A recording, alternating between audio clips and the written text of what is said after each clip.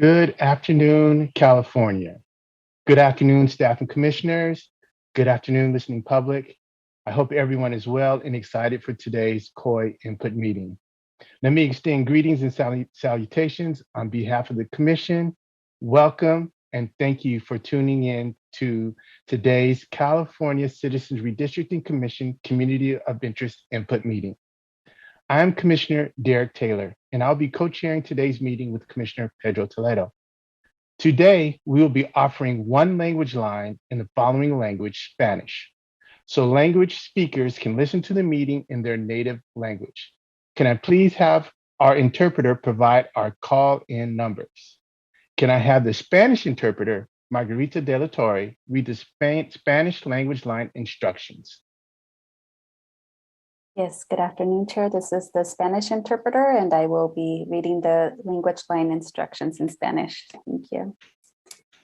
Buenas tardes a todos. Para los hispanohablantes que deseen escuchar la reunión en español, por favor marquen el 888-566-1377 para escuchar la reunión en español e ingresen el número de la reunión que es el 389-1010.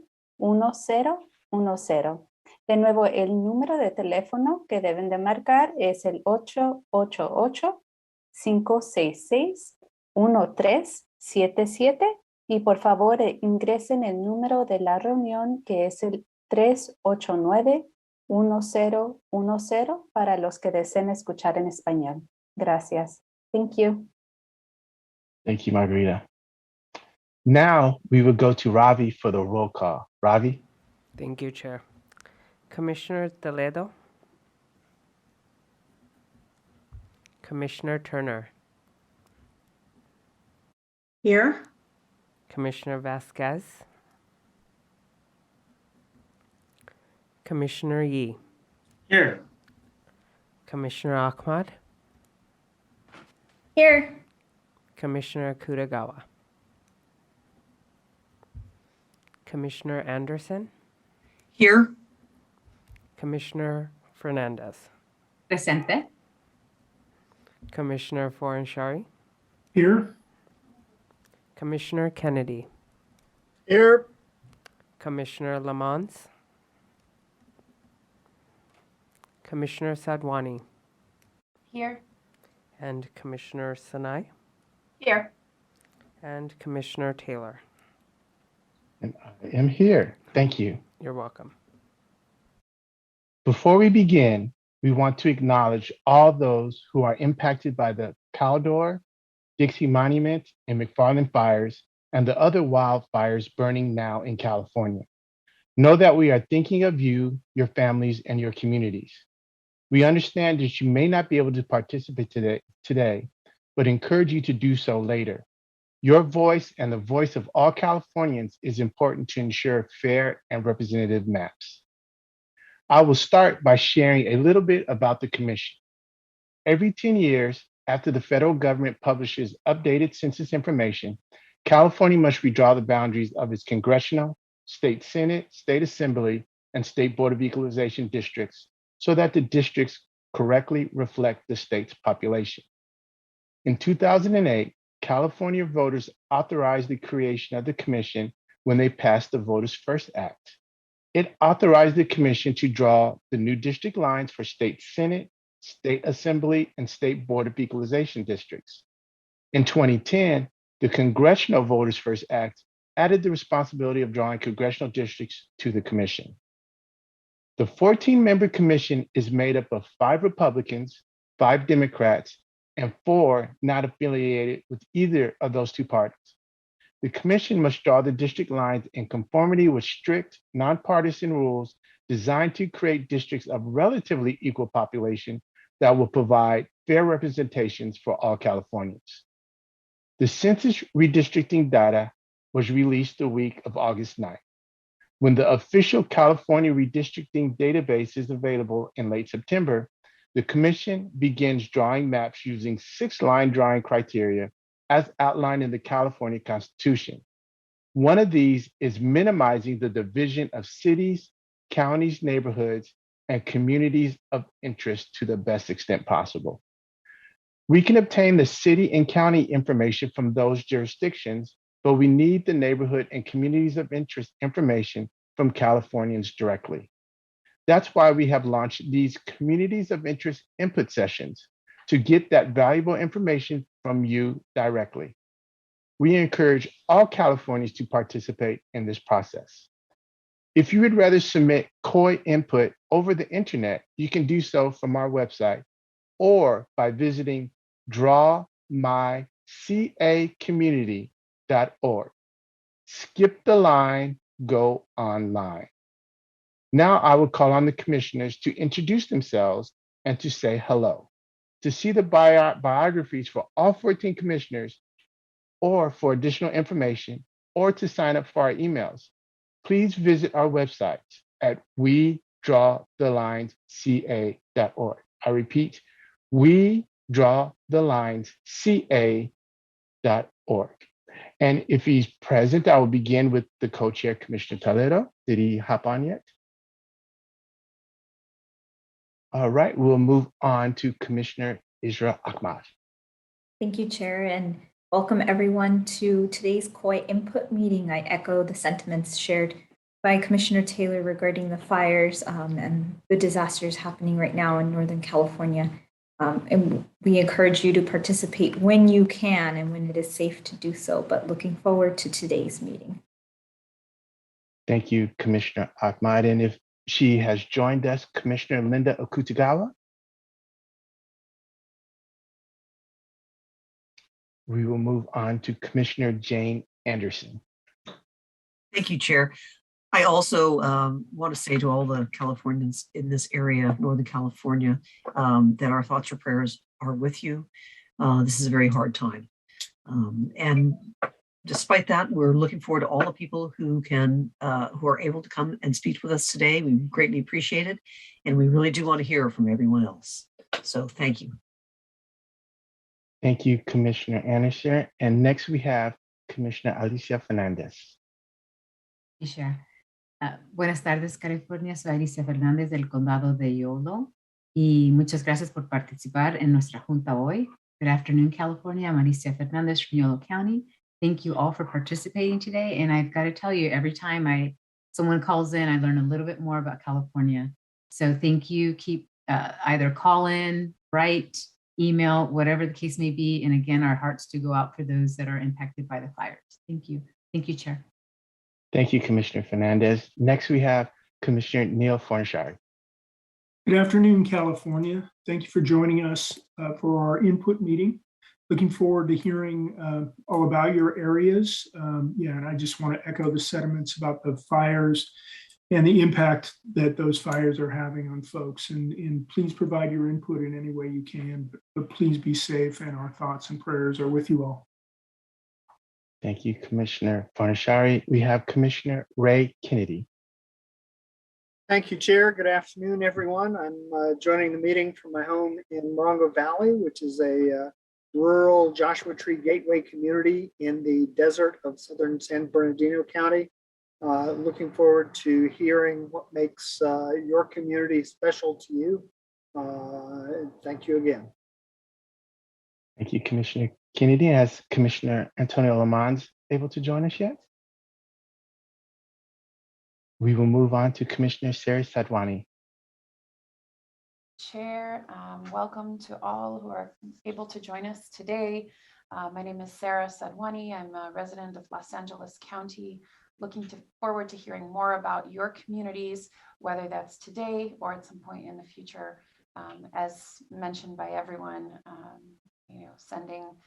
sending many thoughts to those impacted by the fires. And please know this is not your only opportunity to get involved. There will be many more in the future.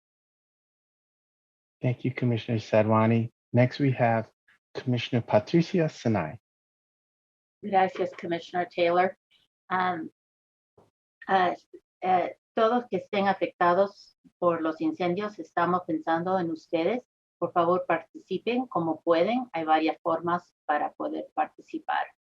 All those who are being affected by the fires, we're thinking about you. Please do participate when you can. There are a lot of different ways to participate. I'm serving you from San Diego. Le estoy sirviendo desde San Diego. Thank you, Commissioner Sinai. Joy, joy, joy.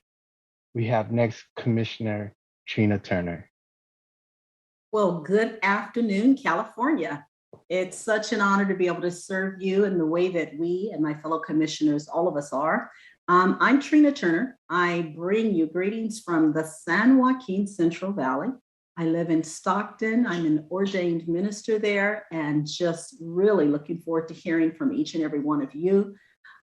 Expecting to be further enlightened by where you live. I'm surprised always at the pieces of California. I think I've been pretty much all over the world and what have you. And as we're hearing from the Californians that's calling in, I'm thinking, I don't think I've been to that part of California either. So I think I've traveled too far out and now I need to expand and learn more about the state in which I live. So I'm looking forward to doing that vicariously right now through you all. Thank you for being here. Thank you, Commissioner Turner. Has Commissioner Vasquez been able to join us yet? Then we will move on to, I'm eager to learn a new fact today, Commissioner Yee. Hi, I'm Russell Yee here in my hometown of Oakland, and looking forward to hearing from California today, but especially from the North Coast. Our hearts are indeed with you through this fire season and active fires in your area, but also the ongoing drought, which I know is grinding and really affecting many of your lives along the coast. So we want to hear about your concerns, about representation that you have and are happy with or unhappy with, and how you'd like to see the maps drawn for this next election decade. Thank you, Commissioner Yee. And hearing from all commissioners that have logged on, I am Commissioner Derek Taylor. I'm joining you from LA County, from the city of Los Angeles. And much like Commissioner Fernandez and Commissioner Turner explained, I learned something new from each and every one of these COI input meetings. Your input is valuable, and much like Commissioner Kennedy stated, I am eager to get more of your COI input. We, as a commission, are active on social media, so please also follow the California Citizens Redistricting Commission on social media. You can find us on Facebook, Instagram, Twitter, LinkedIn, and YouTube at We Draw the Line CA. Again, our handle is at We Draw the Line CA, one word. Follow us on social media. Following us on social media is another way to get useful information about redistricting and updates from the California Commission. Before we continue, could I please have our interpreters provide our language line numbers one more time? Margarita, please. Yes, Chair. Buenas tardes. Esta información es para los hispanohablantes que deseen escuchar la información en español.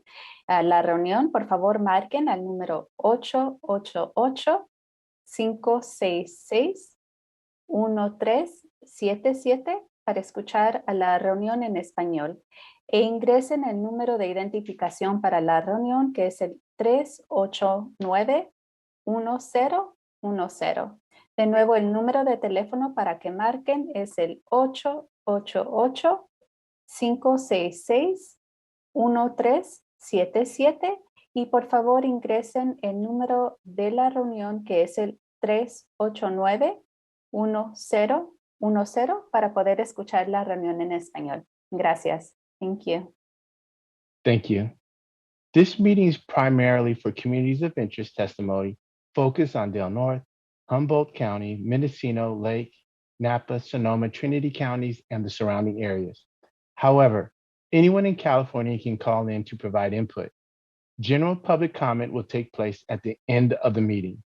Although the Commission has divided up California into 11 zones, that in no way is related to or reflective of redistricting lines or boundaries. The Commission created the zones to assist commissioners and staff in their outreach efforts only, not as an indication of planned boundaries. Today, we are joined by our line drawing team, Haystack DNA, and Q2 Data and Research, who will be displaying a map of the area that attendees describe. Please start with the area you would like to discuss and be as specific as possible about the boundaries of where your community is located. It is our goal to find the area on the map you would like to discuss prior to your testimony. If you are within a specific neighborhood of a large city, please mention it by name. Once we are able to locate your area, your time will begin. Attendees will not be able to share their screen.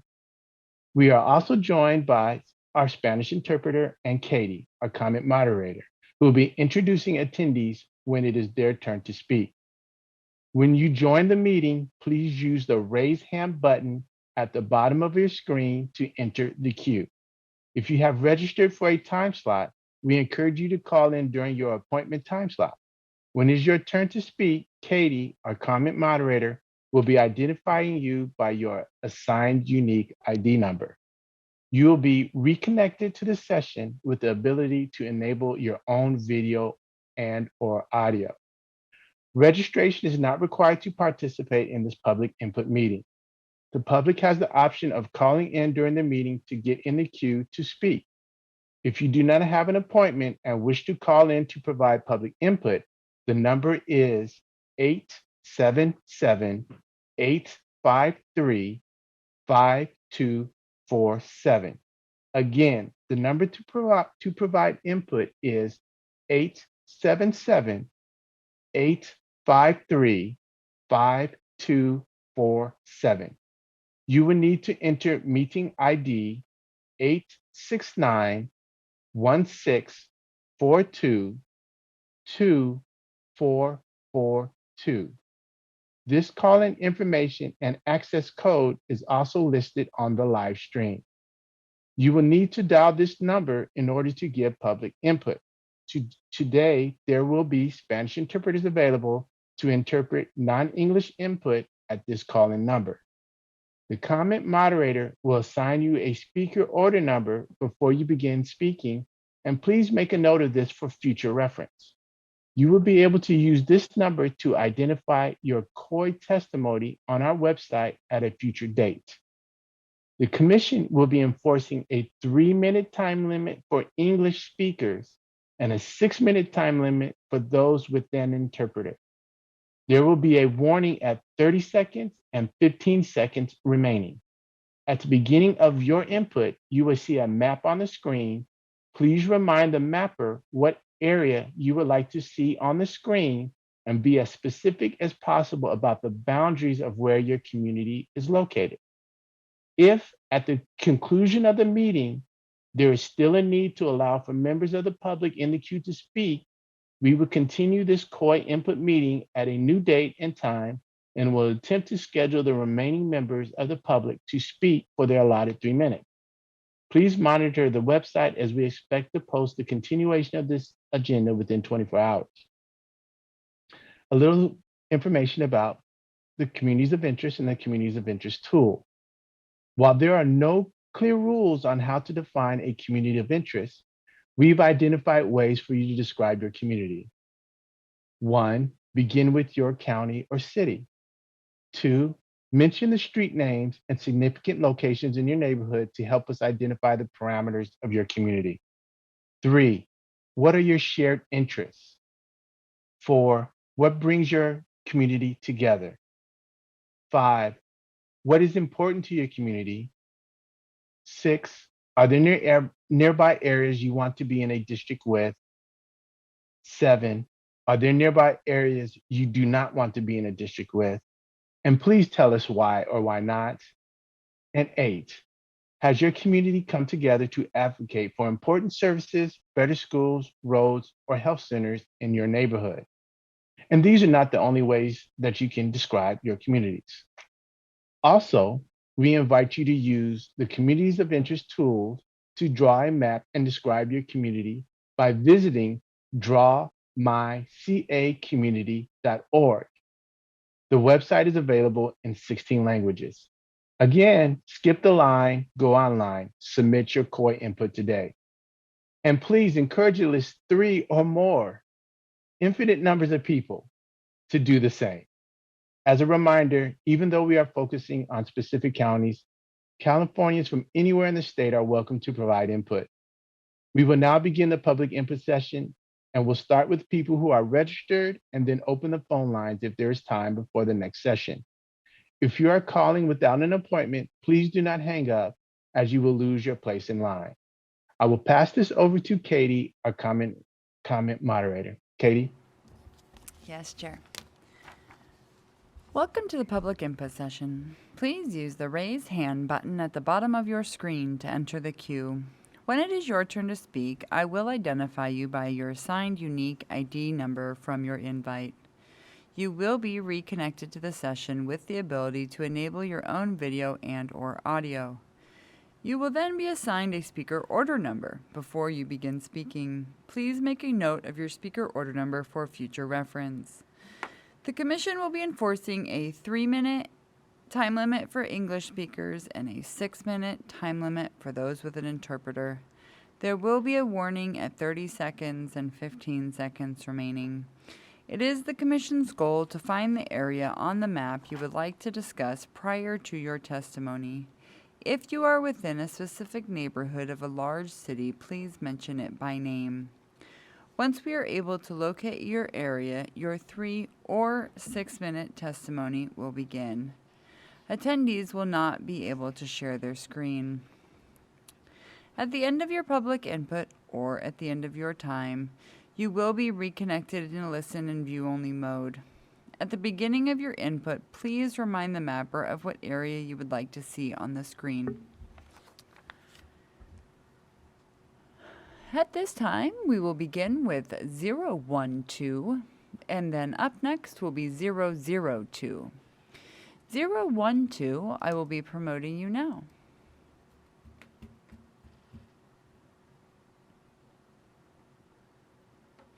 012, your speaker order number is number 1. If you will please make note of that for future reference. You can now enable your audio and video in the lower left corner of your screen. If you will please let the mapper know what area you would like to discuss, the floor is yours.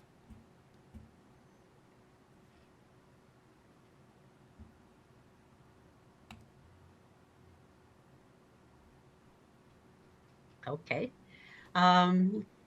This is Val Mahowski, and I'd like to discuss the North Coast, which includes Mendocino County, where I live. And I live in Philo, California. So, can you find it? Just a moment. Mendocino County, Philo, Highway 128.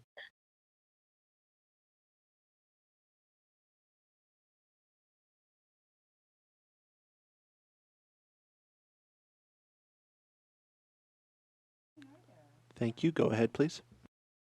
Okay.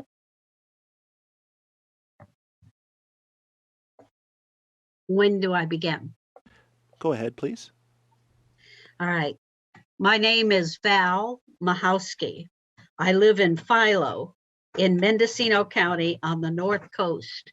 We are 17 miles from the ocean. I am a retired teacher.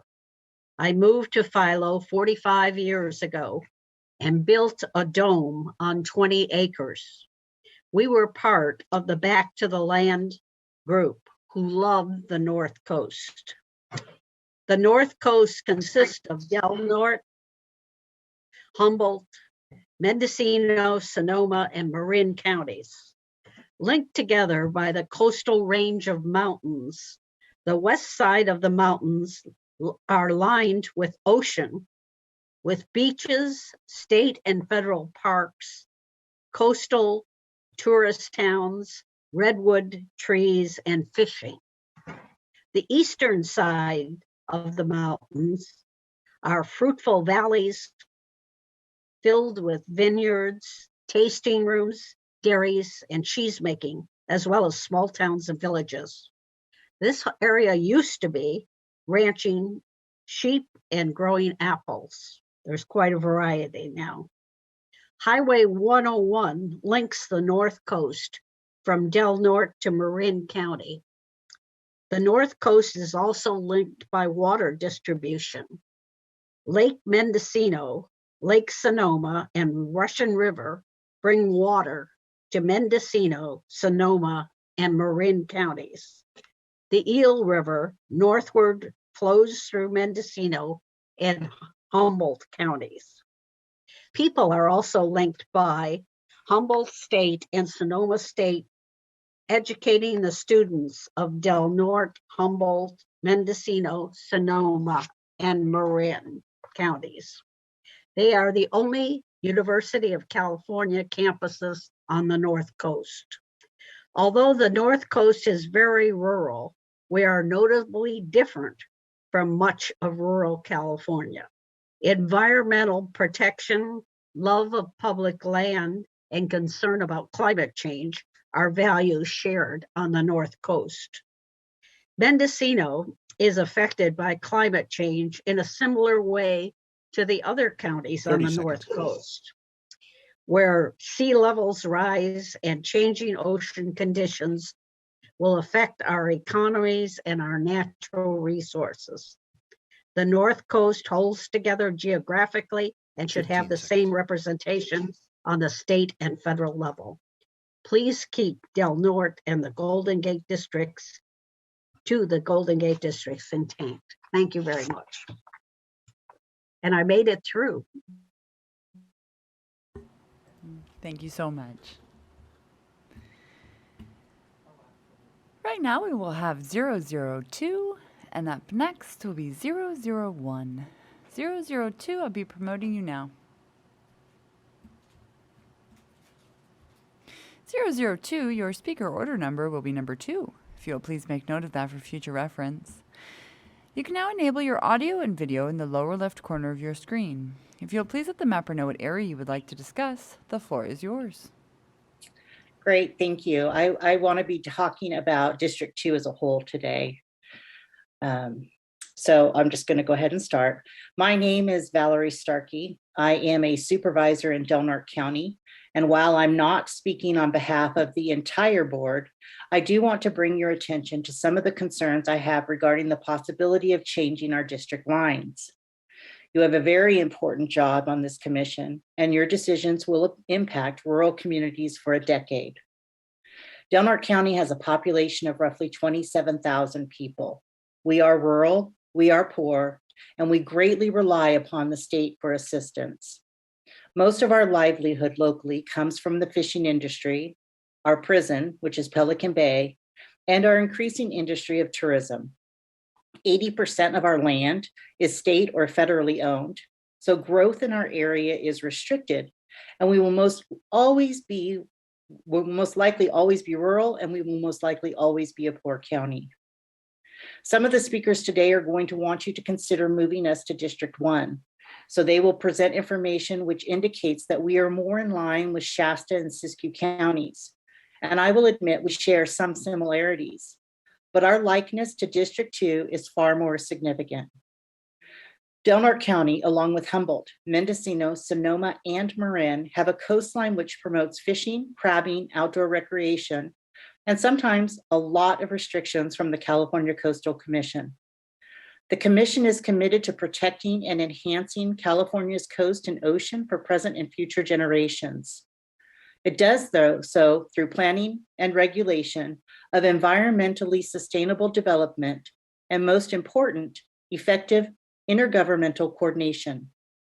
We need to ensure that our governmental representation is familiar with our coastal needs. As it stands now, 5 out of the 7 counties in District 2 are coastal counties, allowing our representatives to become intimately familiar with our needs. Our fishing industry is one of the last remaining industries in our region. Over the past few years, restrictions on crabbing due to whale entanglements have made it difficult for our fishermen.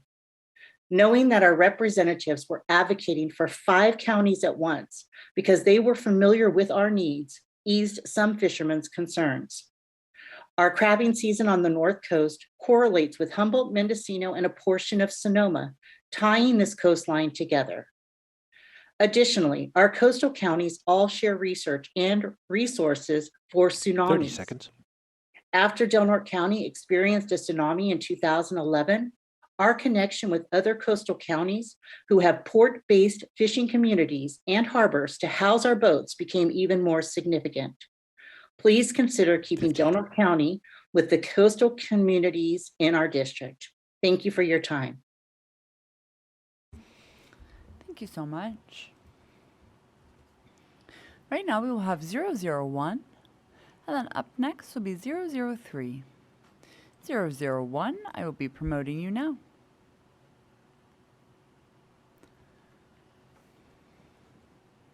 (001), your speaker order number will be number 3, if you'll please make note of that for future reference. You can now enable your audio and video in the lower left corner of your screen. If you will please let the mapper know what area you would like to discuss today, the floor is yours. Thank you very much. I'd like to speak to Sonoma County, most specifically the town of Sebastopol. We're equidistant between Santa Rosa and Bodega Bay. So we're west of Highway 101. Sebastopol is just, there you go. There we are. My family owns and operates a vineyard and winery in this area in West Sonoma County. We identify as North Coast. We're 13 miles from the ocean as the drone flies. And one unifying interest of our community is broadband. I have the pleasure of being active with the North Bay North Coast Regional Broadband Consortium. And we advocate for the deployment and access and affordability of broadband in 4 counties, representing Marin, Sonoma, Napa, Mendocino.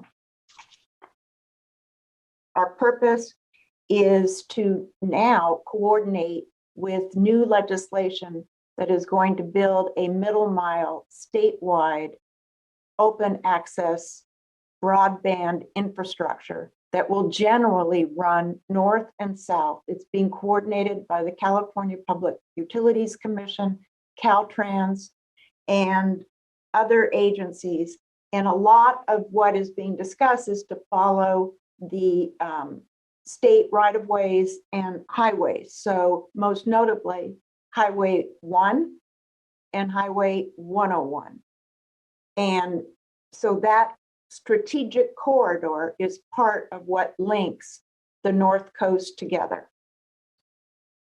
There are currently 14 such consortia throughout the state. We're funded by the California Public Utilities Commission. We also share in North Bay low population, agriculture, tourism, and geographical challenges to the deployment of broadband. So many of those issues are shared issues.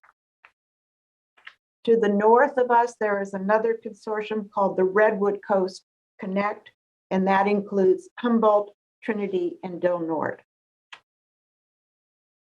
Broadband connectivity does not stop or start with county lines.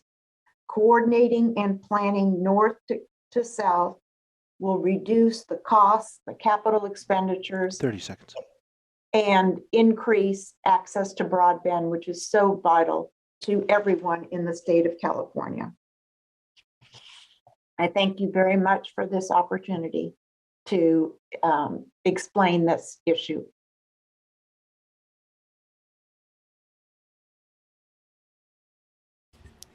Thank you so much.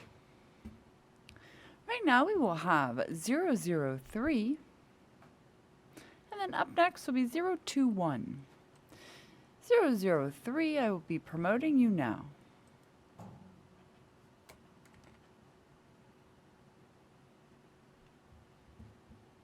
(003), your speaker order number will be number 4, if you'll please make note of that for future reference. You can now enable your audio and video in the lower left corner of your screen.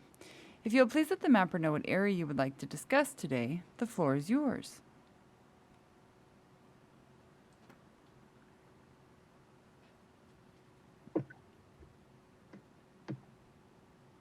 Yes, I will be discussing Del Norte through Marin counties, the current district.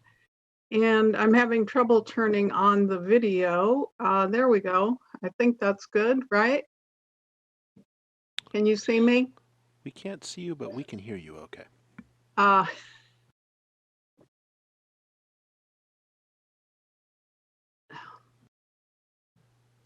Sorry.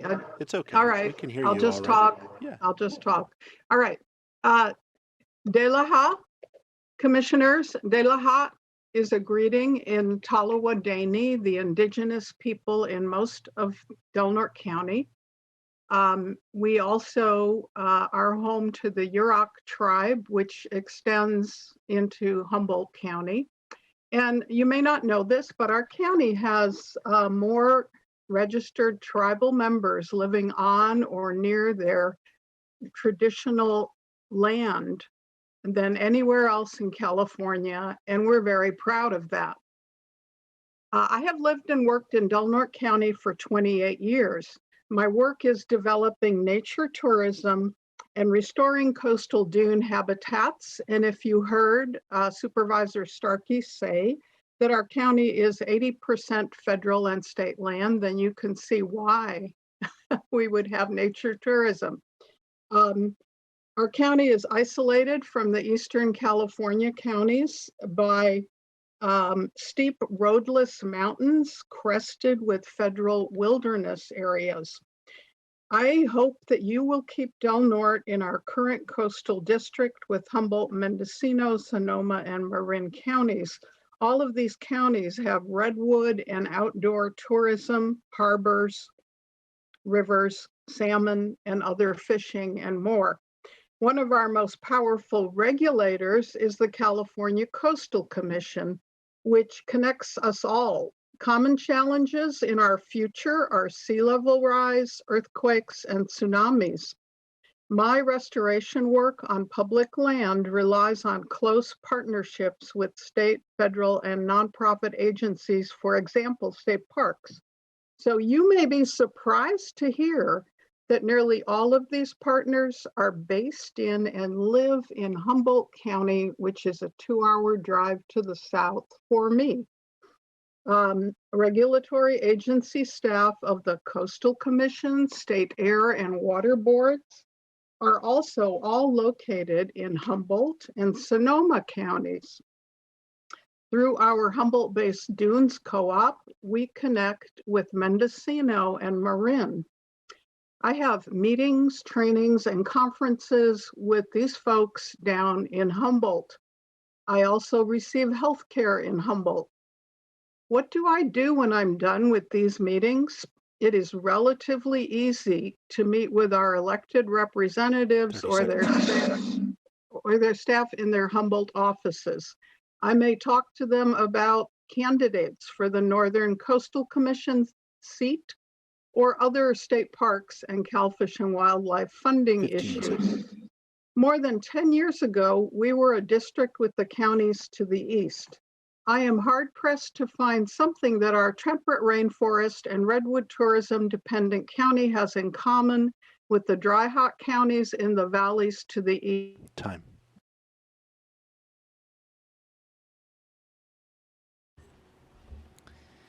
Thank you so much. Right now we will have 021, and up next will be 014. 021, I'll be promoting you now.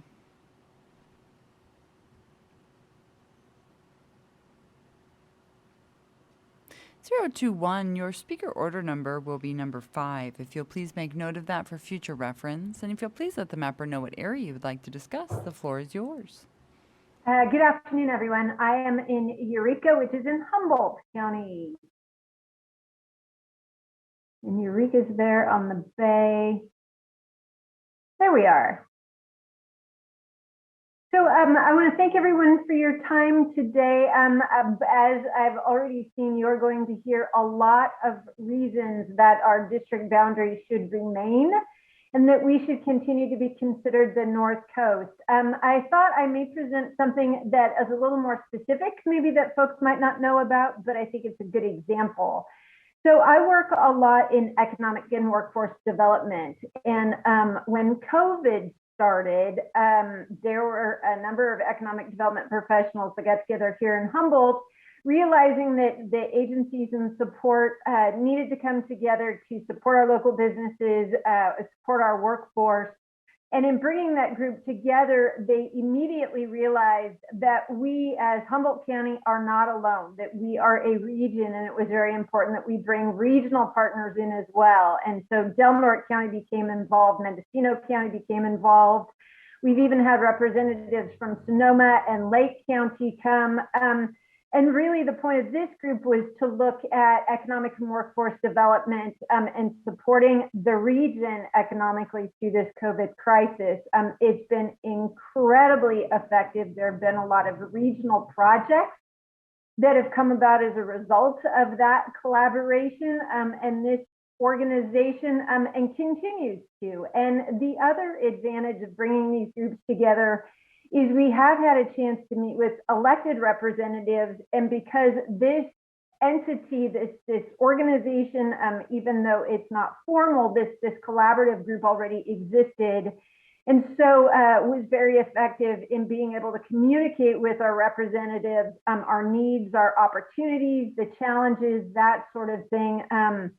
It's also built relationships, and I think the whole North Coast really has a culture of collaboration and mutual support. And I really hope that you consider all of the testimony today, and that we are allowed to continue to work with our partners to the north and the south and a little bit to the east of us.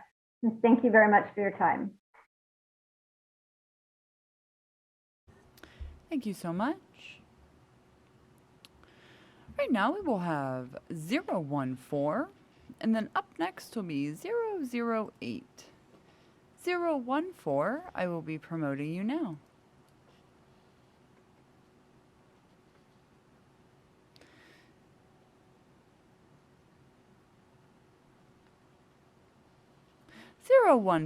Your speaker order number is number 6. If you'll please make note of that for future reference. You can now enable your audio and video in the lower left corner of your screen. If you will please let the mapper know what area you would like to discuss, the floor is yours. Good afternoon. My name is Colin Fisk, and I live in Arcata in Humboldt County, but really I do want to discuss the North Coast as a whole. So I think that map is probably fine. I really, like many of the other speakers, would like to see the coastal counties north of San Francisco Bay kept together in a single district. North coast of California is a large and diverse area, but it shares a set of important ecological parameters, with foggy, mild coastal areas separated by only a few miles from sort of more typical dry, hot summer Mediterranean climate conditions. We're a community of rivers and bays and lagoons and coastlines, and many of the region's main industries are based on our shared and unique environmental features, from agriculture to tourism. We also have, along with those, strong shared environmental values. Our economy, our history, and our culture are dramatically distinct from those of our neighboring inland counties, where environmental values are not as strong and economies are more heavily extractive and industrial. Critically, our future challenges are distinct as well. Because of our combination of environmental features, the coastal counties face both increasing wildfires and increasing sea level rise. Our small towns and rural communities will be both origins and destinations for climate refugees. This complex and evolving situation is perhaps unique in the state, and I think will dominate much of the future policymaking that most affects our region.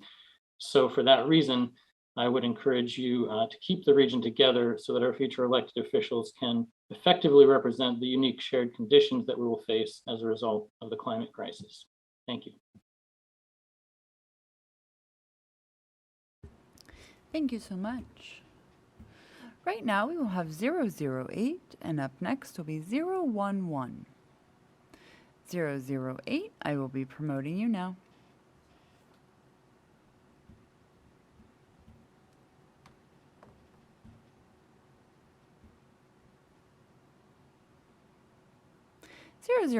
Your speaker order number is number 7. If you'll please make note of that for future reference. You can now enable your audio and video in the lower left corner of your screen. If you'll please let the mapper know what area you would like to discuss, the floor is yours. Yes. My name is Brian Stone. I am a harbor commissioner with the Crescent City Harbor District. I'm also the board president. And if we could zoom in a little bit on Crescent City, please. There you go. A little bit more to the left. There you go. Where it says Birch Track Ocean View. There we go. If you look down below in the corner there, you'll see the Crescent City Harbor. There's that little tiny spit down there. Actually, not just that little corner of land right there. It is the entire 4,352 acres of harbor that exists in Del Norte County. And that's primarily what I want to speak about. This is one of the largest ports on the West Coast.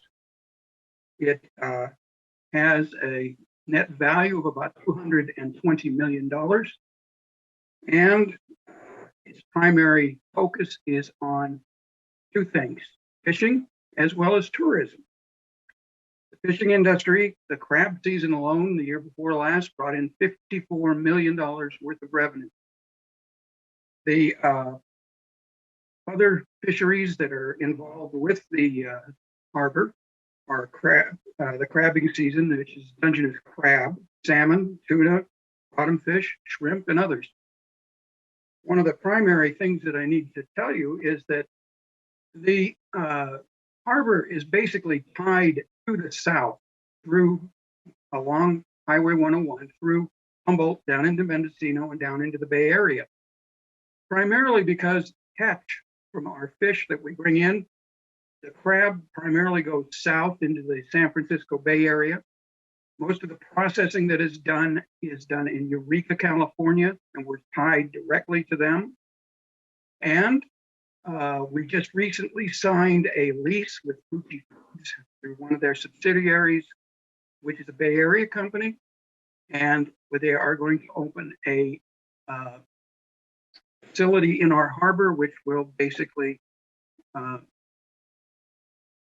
what's the term? I'm missing it. But anyway, they will basically process the fish right there at the harbor and then ship it via truck south. That's the primary focus. One of the things that I think we should look at is our geographic ties to the rest of the state. We don't have any roads going east over the mountains into Siskiyou and over in towards Shasta.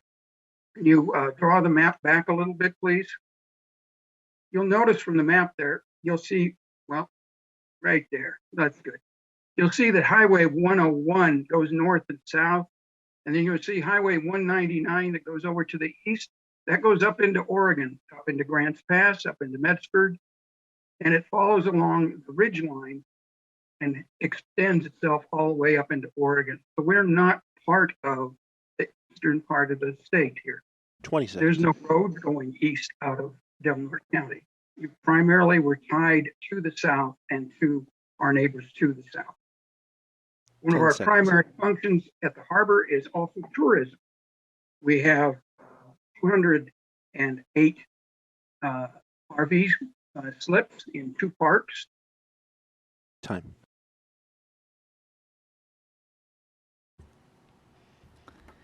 Thank you so much. Right now we have 011, and up next will be 022. 011, I will be promoting you now.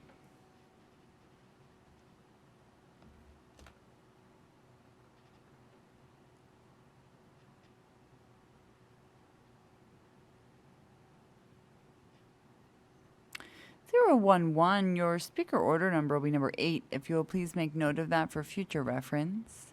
You can now enable your audio and video in the lower left corner of your screen. If you'll please let the mapper know what area you would like to discuss, the floor is yours.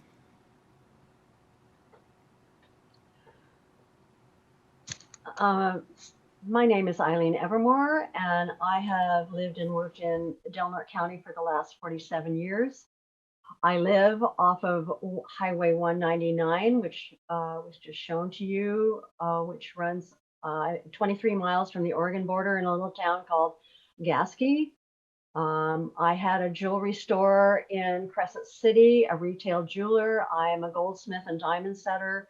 I had my store in Crescent City for 47 years. I recently retired and I now have a business as a vacation rental owner and operator.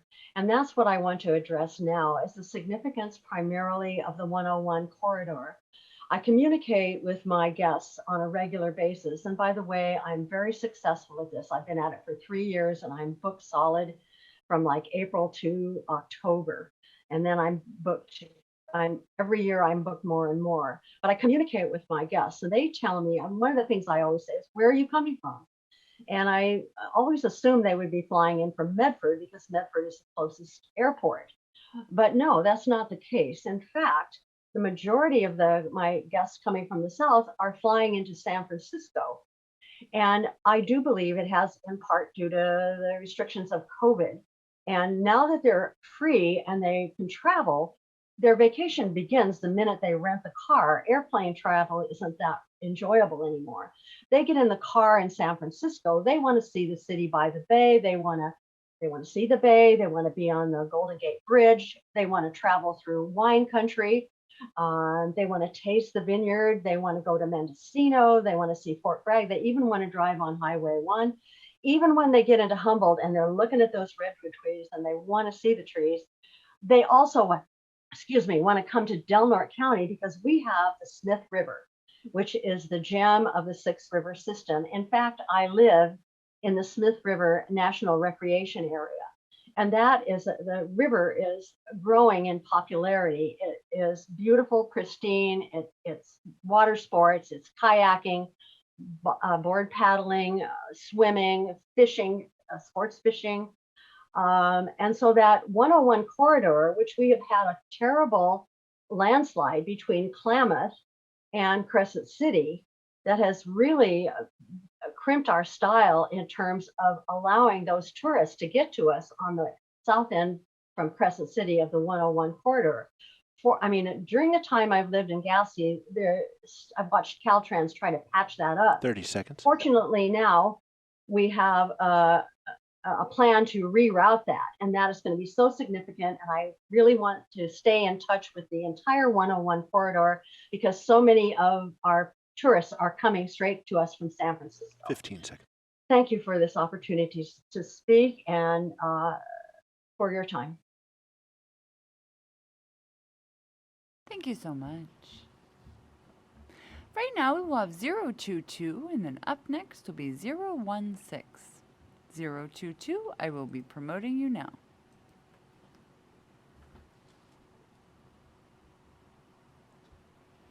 022, your speaker order number will be number 9. If you'll please make note of that for future reference. And if you'll please let the mapper know what area you would like to discuss, the floor is yours.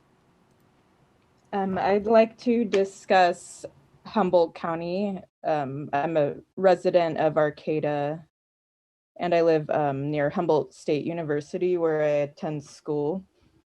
My community of interest would best be described as the North Coast, or broadly Zone A, including Del Norte, Humboldt, Trinity, Mendocino, Sonoma, Lake, and Napa counties.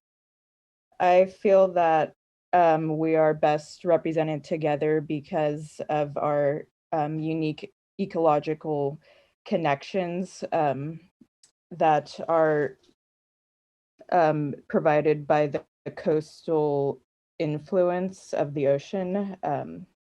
And we are best represented together because we share this ecological community of the coastal redwoods, and we also face unique challenges of our coastal communities, which include sea level rise and ocean acidification. Another important reason to keep our community of interest together is because state agencies also recognize the important connection of the North Coast. For example, Caltrans District 1 is charged with our roads in Del Norte, Humboldt, Mendocino, and Lake counties. And the North Coast Unified Air Quality Management District also ensures clean air for Del Norte, Humboldt, and Trinity counties. And the North Coast Water Quality Control Board tends to clean water for Humboldt, Del Norte, Trinity, and Mendocino counties, among others. And yeah, I feel that we are best represented together to face our unique environmental challenges, and that we are less well suited with more inland communities such as Tehama, Siskiyou, and Shasta counties, because those communities are based on more of an extractive economy and are less protective of their public lands and environmental resources. Thank you. Thank you so much. Right now we will have 016, and then up next will be 007. 016, I will be promoting you now.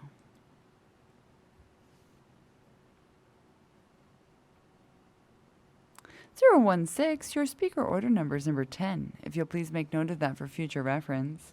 If you'll please let the mapper know what area you would like to discuss, the floor is yours.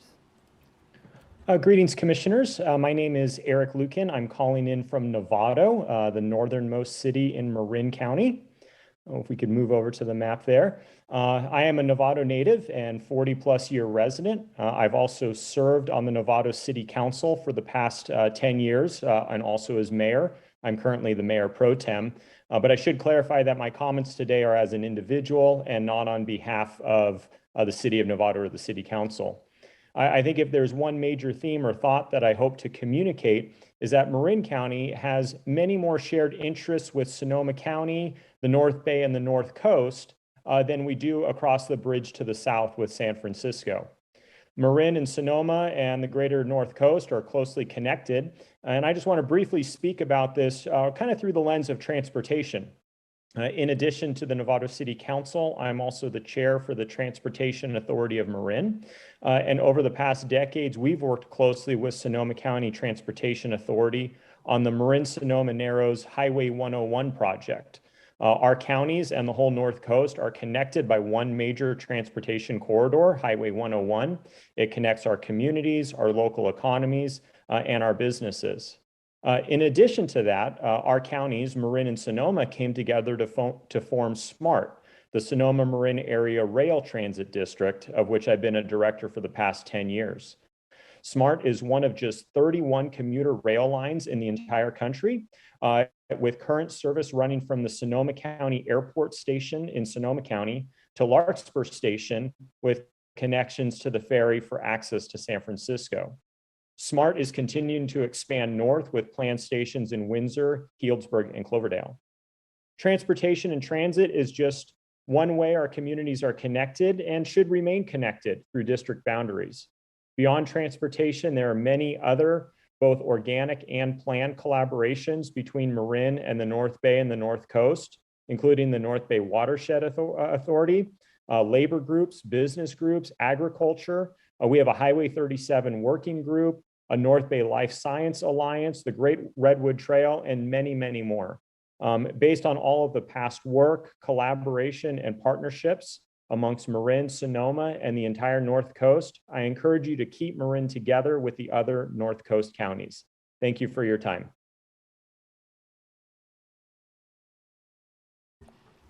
Thank you so much.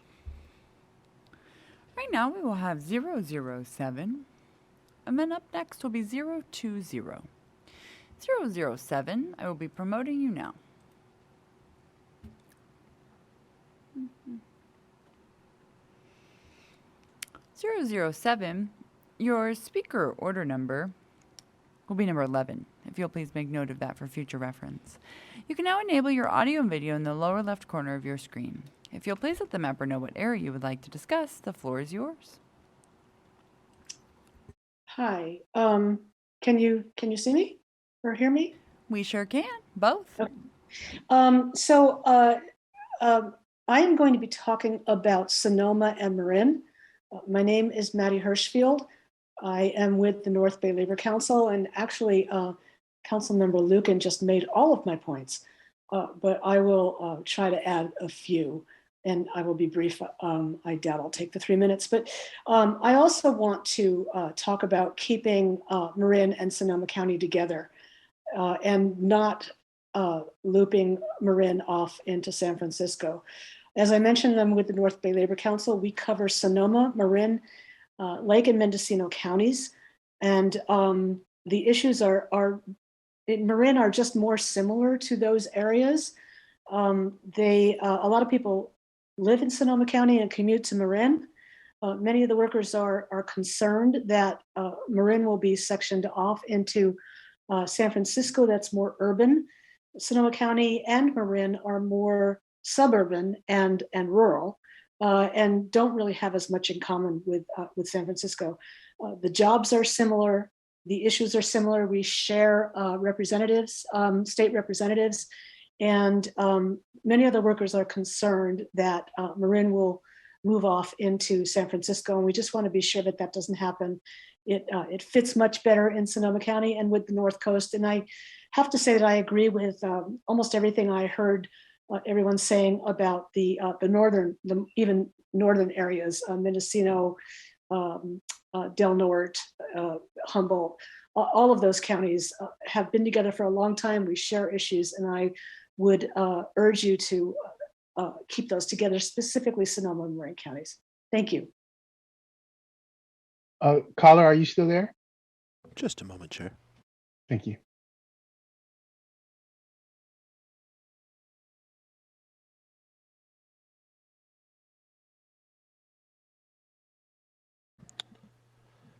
Unique ID 007, if you could please unmute. The chair had some additional questions for you. Hi, caller, are you still there? I'm here, sorry. Thank you.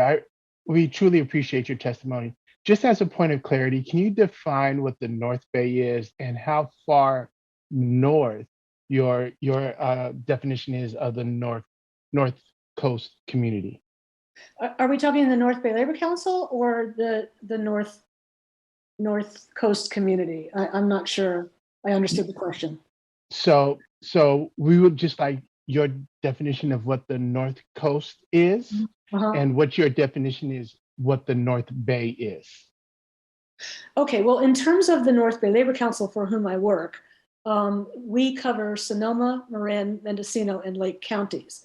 But as far as what the North Coast is considered, to me, that is Marin, Sonoma, Mendocino, Humboldt, and Del Norte. Does that answer your question? Yes, it does. Thank you very much. Okay, sure. Right now we will have 020, and then up next will be 018. 020, I'll be promoting you now.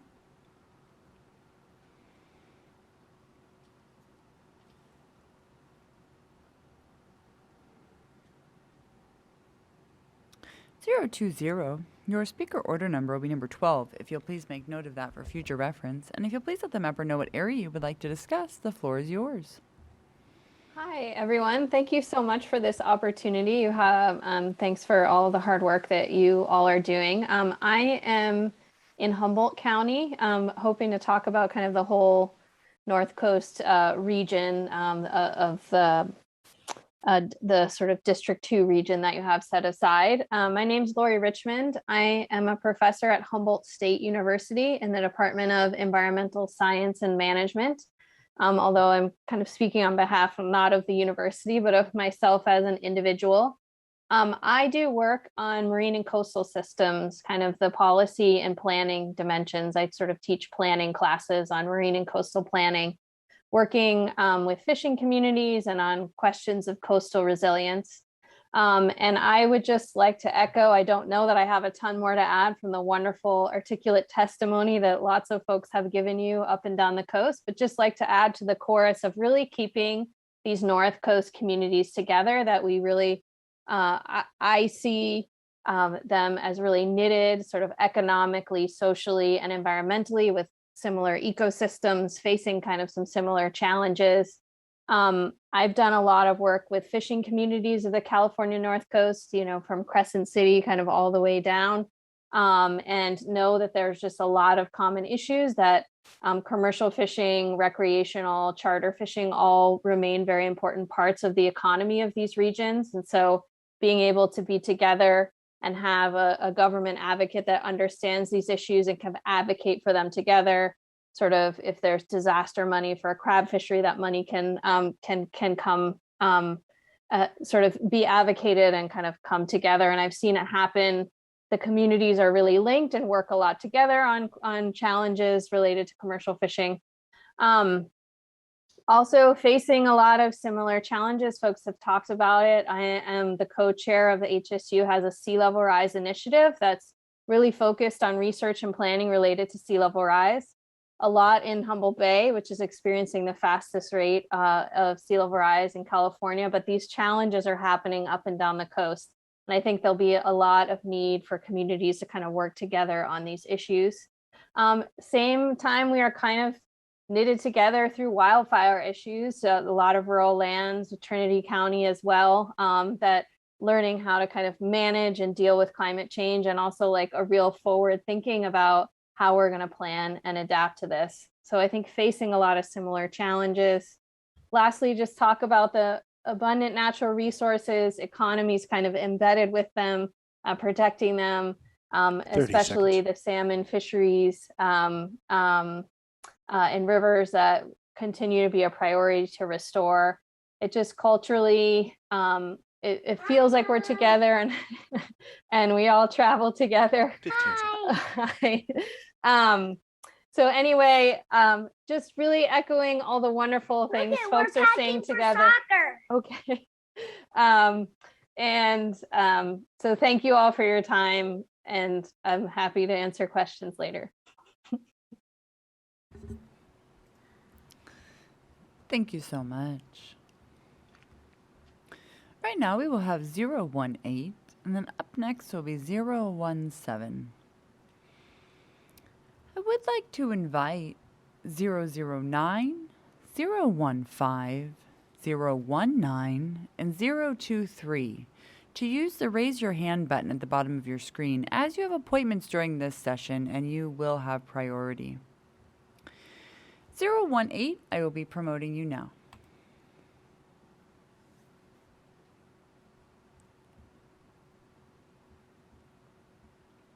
018, your speaker order number is number 13. If you will please make note of that for future reference. You can now enable your audio and video in the lower left corner of your screen. If you'll please let the mapper know what area you would like to discuss, the floor is yours.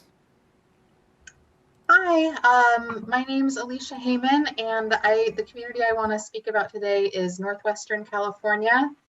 Specifically, I am from Humboldt County. In my work as executive director for Friends of the Eel River, partnering with other counties, specifically Mendocino, Sonoma, and Marin, is extremely helpful on our programs on Eel River dam removal and building the Great Redwood Trail. And those are just two examples of how connected our region in the North Coast really is. One thing that defines our community is the unique ecology of California's Northwest coast. Our coastal moderated forests, particularly the redwoods, form an ecological community which has really supported economic and cultural history that's unique to our region. This community faces challenges which are also unique to our region, especially changes we're experiencing due to the climate crisis. Sea level rise and reduced summer fog are two issues that affect our region, and it's really important that we're united in addressing these challenges. Most of our region is rural, but we are distinct from many other rural regions of California in that environmental protection, love of public lands, and concern for and a will to address climate change are values that are really strongly shared in our community. Coastal rivers and streams unite and define Northwestern California. They're more than bodies of water. They're really a way of life here. Our rivers drain to the Pacific Ocean, and unlike watersheds and ecosystems farther inland, ours are heavily influenced by the ocean, by marine fog, and of course, by the anadromous life cycles of salmon, steelhead, sturgeon, lamprey, and other wildlife in our unique ecosystem. Our climate and environment have helped to shape the economies of the area, whether that's wood, wine, or weed. We've developed a similar culture that prioritizes clean and healthy environment in order to protect these economies. And of course, ocean fishing is another economic activity which ties together the North Coast and distinguishes us from inland portions of Northern California. Our economy and our culture are shaped by our natural environment, and our interests are best served when regions with that shared natural environment are represented together. Geographic boundaries have shaped our culture, and continuing to share representation with the communities defined by those geographic boundaries makes sense because it maintains a certain clarity of shared interests and goals. 30 seconds. And Northern California's coast and immediately adjacent areas, we share this common economy and culture, but we are less similarly aligned with communities to the east. These areas are more culturally conservative, their economies are more tied to extractive industries, and they're just a poor fit for our area and our shared values in this community. Thank you so much.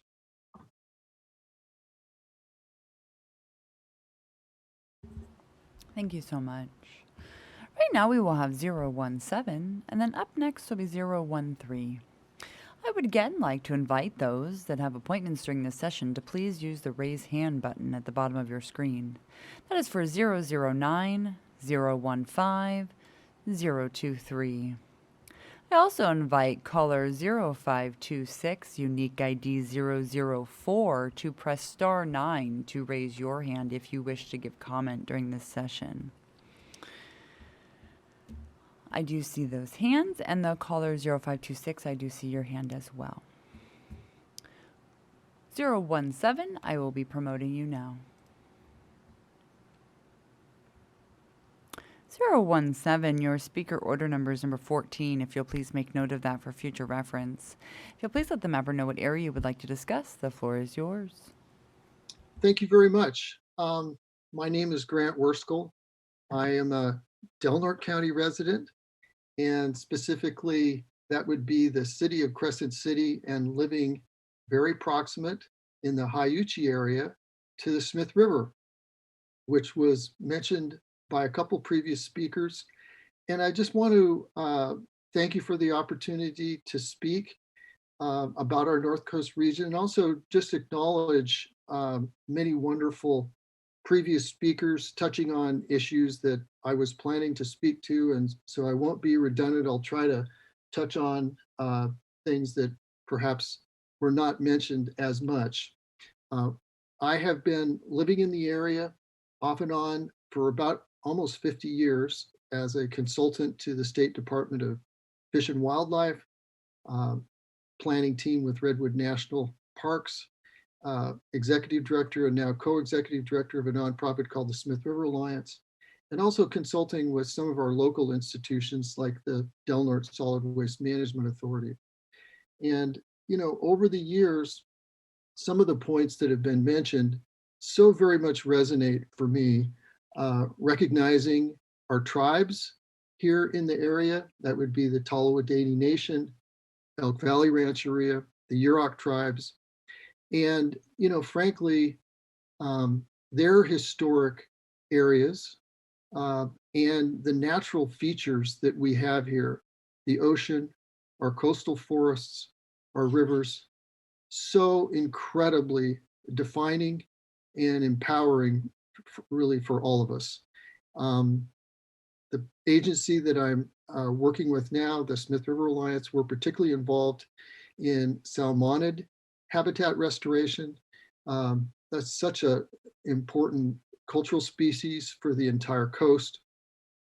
And it really, you know, all the way back pre-European, is such a binding, almost totem, if you would, to, who we are as a people and what we strive to do to see that those species would be fully restored.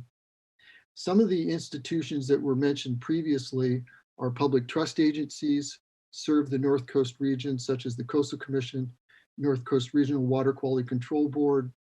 You heard from the harbor. One entity that I don't think was mentioned was the Border Coast Regional Airport Authority.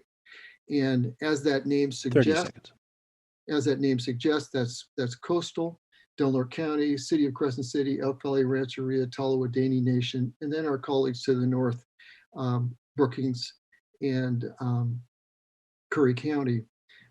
So thank you for helping us hold our little bioregion together on the North Coast. And we value our neighbors very much and appreciate the opportunity to be heard by you. Thank you so much. Right now we will have 013, and up next will be 005. 013, I'll be promoting you now.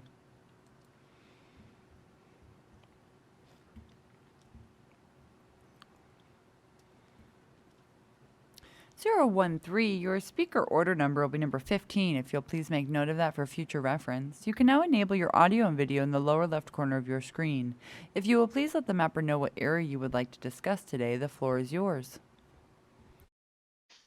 Hello, my name is Tess Albin Smith, and I'll be speaking about the North Coast.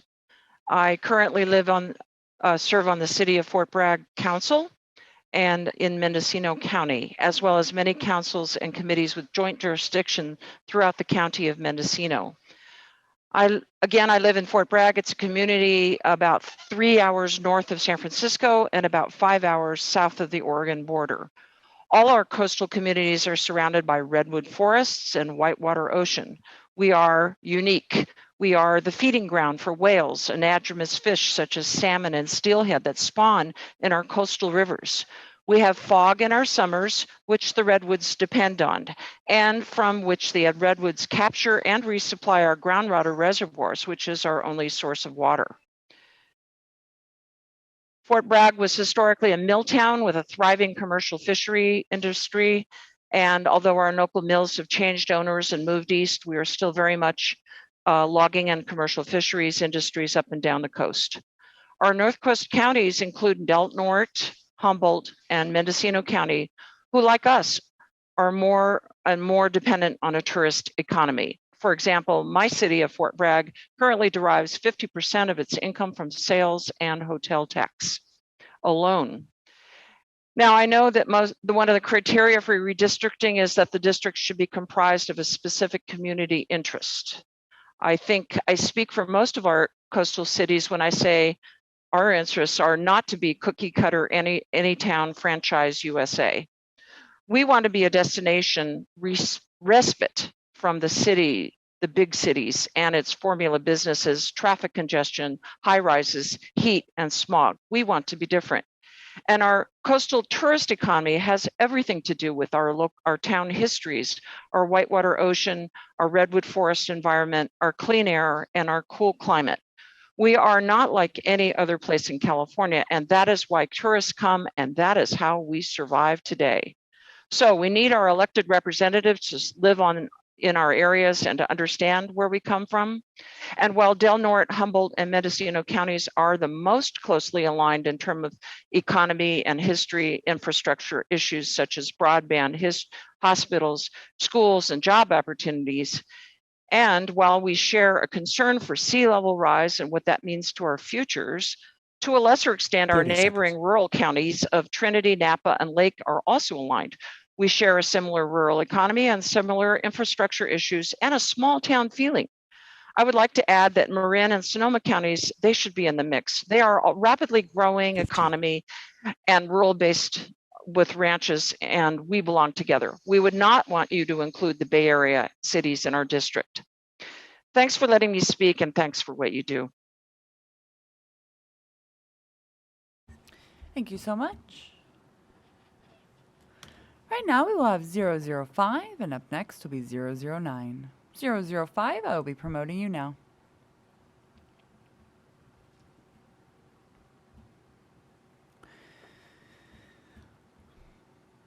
005, your speaker order number will be number 16. If you'll please make note of that for future reference. And if you'll please let the mapper know what area you would like to discuss, the floor is yours.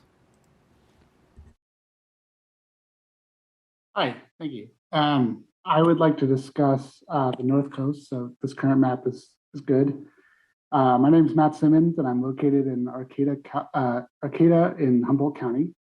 And I want to emphasize that everything I've heard so far basically aligns with what I believe, which is that the North Coast is a unique community that should stay together and maintain its current representation. I think that that's the case because we share a lot of unique characteristics and a lot of unique challenges. So starting on the coast, the North Coast is rugged and undeveloped in a way that I think folks in other parts of coastal California can't understand until they come up here. It's just miles and miles and miles of undeveloped, rugged coastline that provides, great ecosystems for animals and fishing jobs and, just amazing, breathtaking tourism. And then as you move, so then that's facing the challenge of sea level rise, which is going to hit our area distinctly hard because another speaker already mentioned that Humboldt Bay, the sea level rise is rising here faster than anywhere else in the state. As you move inland, you have the 101 highway, also known as the Redwood Highway, which is really the artery and lifeline of the North Coast. I thank you for putting up this map. It's super helpful. Basically, all commerce and travel that is coming through the North Coast is on this north-south line. People obviously do go east-west, but it's a much smaller percentage of folks. And if you're someone living in Del Norte County, you basically have to go through Humboldt in order to get anywhere else in California. I was playing around with Google Maps, and if you want to get to Siskiyou County, you have to go up quite a bit into Oregon and then come back down the 5 basically in Oregon. So like Del Norte is super connected to Humboldt. Same with Sonoma. It's that north-south corridor again. And then you have further east, you have the coastal mountain range, which is what really gives the North Coast a unique weather and climate. I mean, it's often like 60 or below right on the coast, whereas it's like 100 degrees in the summer farther inland. And so living in Mendocino versus living in Tehama feels like two completely different places. It's just so stark how different it is. And that's true all the way up and down the coast. Del Norte is very different from Siskiyou in terms of climate and weather. And so, I think we've heard from a lot of folks how happy they are with the current situation. And that's just because they feel like we are one community that works well together. Thank you so much for this opportunity.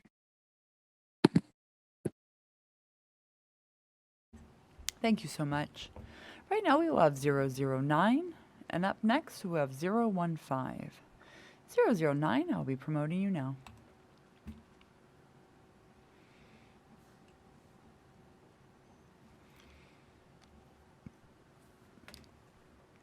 Your speaker order number is number 17. If you'll please make note of that for future reference, and if you'll please let the mapper know what area you would like to discuss, the floor is yours. Good afternoon. My name is Lupe Gutierrez, and I live in Del Norte County.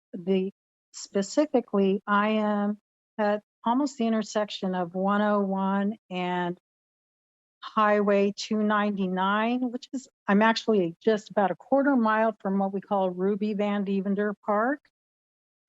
But I also would like to say that I have property in 96048 zip code, which is off of Highway 299 in Trinity County, and it's 5 miles away from the Monument Fire.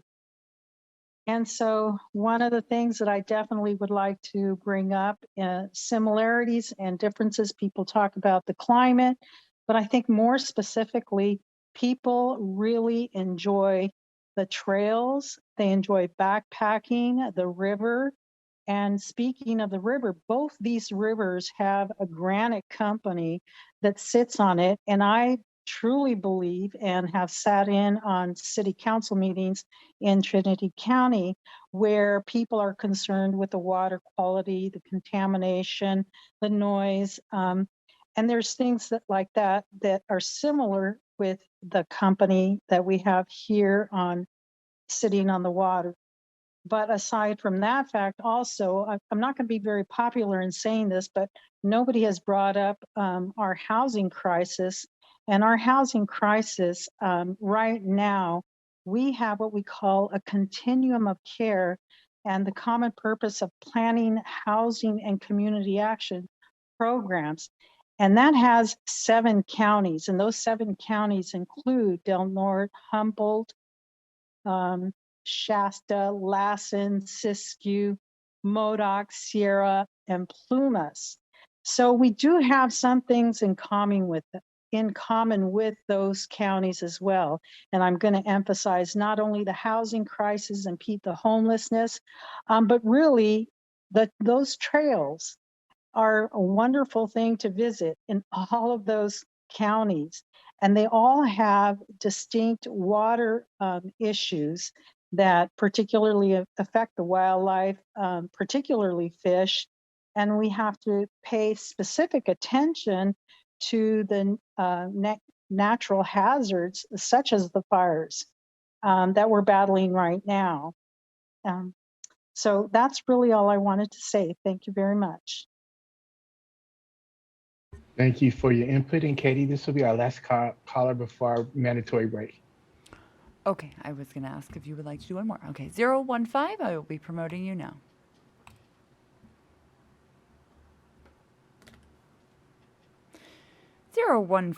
Your speaker order number is number 18. If you'll please make note of that for future reference. And if you'll please let the mapper know what area you would like to discuss, the floor is yours.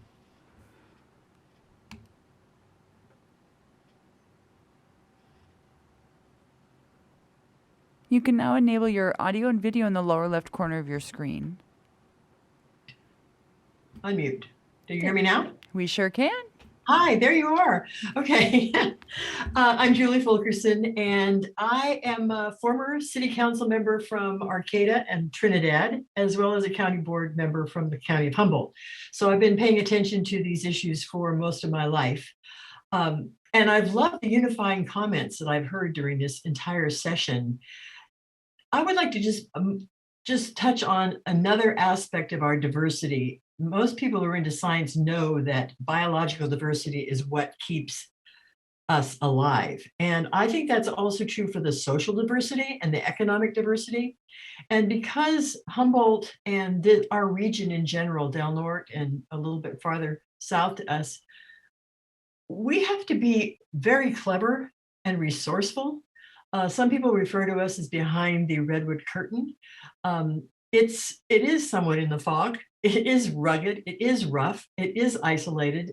Sometimes our roads are washed out from all 3 sides. We still have the ocean as access, but that's not easily accessed generally. So we get to be a little bit independent in a good way. And I think as a result, we have some of the most innovative production companies and thinkers, both in the arts, but also in industry. We have top of the line industries that are exported all over the world.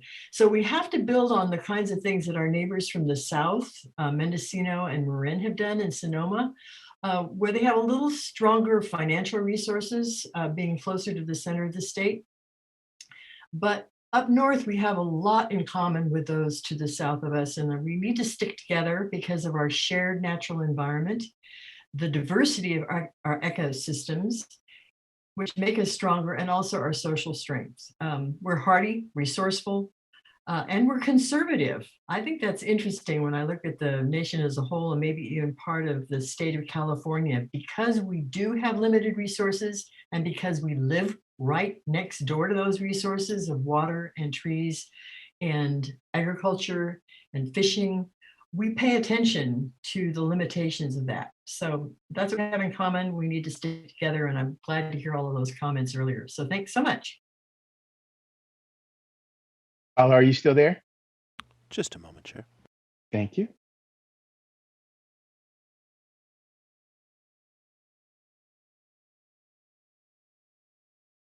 Speaker 015, if you could please unmute yourself. The Chair had a couple of additional questions for you. Thank you, caller, for your input. How far south would you consider your community of interest? Well, I'm sorry, I'm a sort of a no borders person, so my community of interest is pretty big, but in this context, it really is to including Marin. A lot of people in the Bay Area think of Northern California as the Sonoma Marin area, and maybe they even think of Mendocino, but it's important for people to be reminded in the rest of the state that Humboldt and Del Norte are really a part of the North Coast and a part of the same watershed systems and the same kind of thinking about ecology and so forth. Thank you, appreciate it. That is perfect. And also, I would thank all of California for your COI input thus far. We are required to take a 15-minute break to give staff a brief respite. I would like to remind the public, even if you are in agreement with previous testimony, please define your community boundaries so that your particular testimony is correctly noted. When we return from break, we will start with individuals who are registered for an appointment time slot and then open the phone lines if there is time. When we come back from break, you'll be in the trusted hands of Commissioner Toledo for the remainder of the meeting. So don't leave or hang up. Your testimony is needed and valued. See you back at 4:45. Welcome back to the California Citizens Redistricting Commission Community of Interest Input Meeting. My name is Pedro Toledo, and I want to encourage you to visit the Communities of Interest tool to draw a map and describe your community by visiting drawmycacommunity.org. For anyone who has joined us recently, we are offering language lines for Spanish language speakers to listen to the meeting in their native language, and a separate line for those who wish to provide public comment or public input. Could our Spanish interpreter please read the translation, the full call-in instructions, please? Yes, this is the interpreter Margarita. I will read the full call-in instructions in Spanish. Margarita, you're on mute. Sorry about that. Good afternoon. This is Margarita, the Spanish interpreter. I will go ahead and read the full call-in instructions in Spanish. Para los hispanohablantes que deseen escuchar esta reunión en español, por favor marquen el 888-566-1377 para poder escuchar la reunión en español. Ingresen el número de identificación de la reunión, que es el 389-1010. De nuevo, ese número de teléfono que deben de marcar es el 888-566-1377 y el número de la reunión es el 389-1010 para los que gusten escuchar la reunión en español. Si usted desea proveer comentario público, el número de teléfono que tiene que marcar es el 877-853-5247. De nuevo, el número de teléfono para poder dar sus comentarios públicos es el 877-853-5247. Usted va a necesitar ingresar el 869-1642-2442. Usted va a necesitar marcar este nuevo número para poder dar sus aportaciones públicas. Si usted necesitará un intérprete para dar sus comentarios públicos, se le proveerá uno durante la reunión en este número de teléfono. Y si usted está llamando para dar sus comentarios y para poder hablar, por favor no vaya a colgar, si no perderá su lugar en la fila. Gracias. Thank you. Thank you. And as a reminder, even though we are focusing on specific counties today, Californians from anywhere in the state are welcome to provide input. I will pass this over to Katie, our comment moderator, to continue with public input. We're going to start with those who are registered and then open the phone lines if there is time before the next session. Thank you, Chair.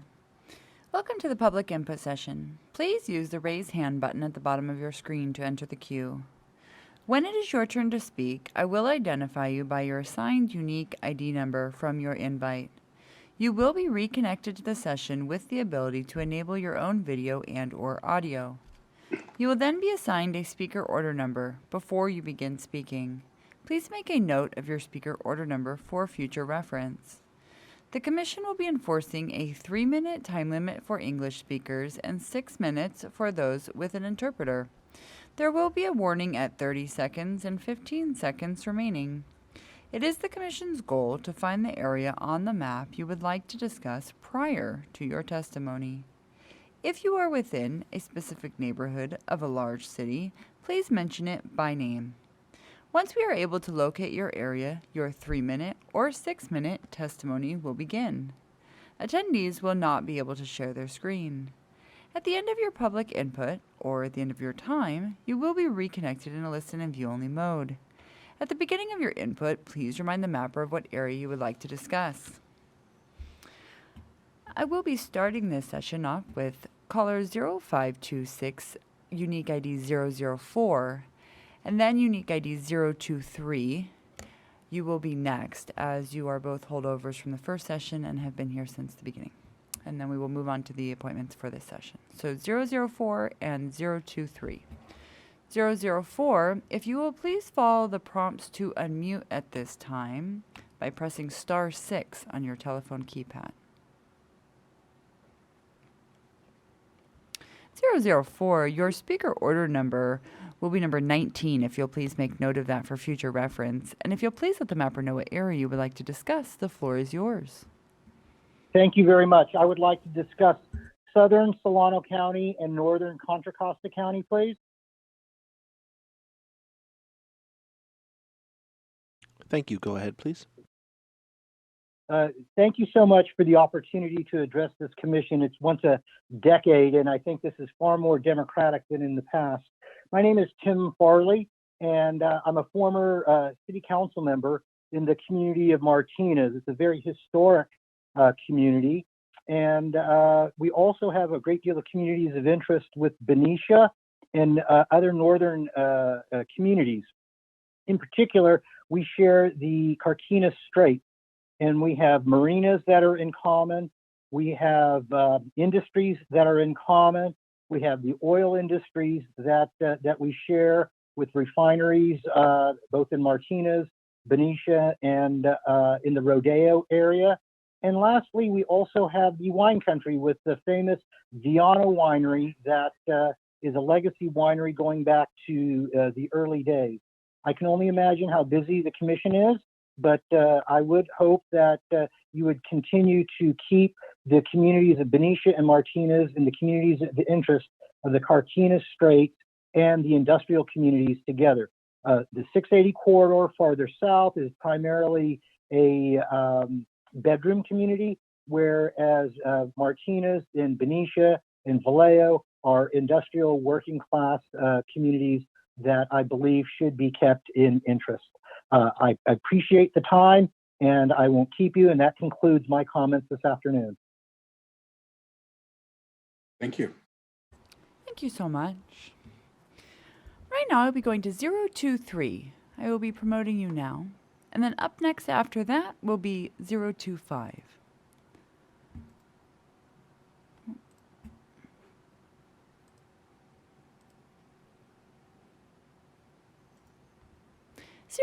Your speaker order number will be number 20, if you'll please make note of that for future reference. And if you'll please let the mapper know what area you would like to discuss, the floor is yours. You are on mute, ma'am. There you are. Okay.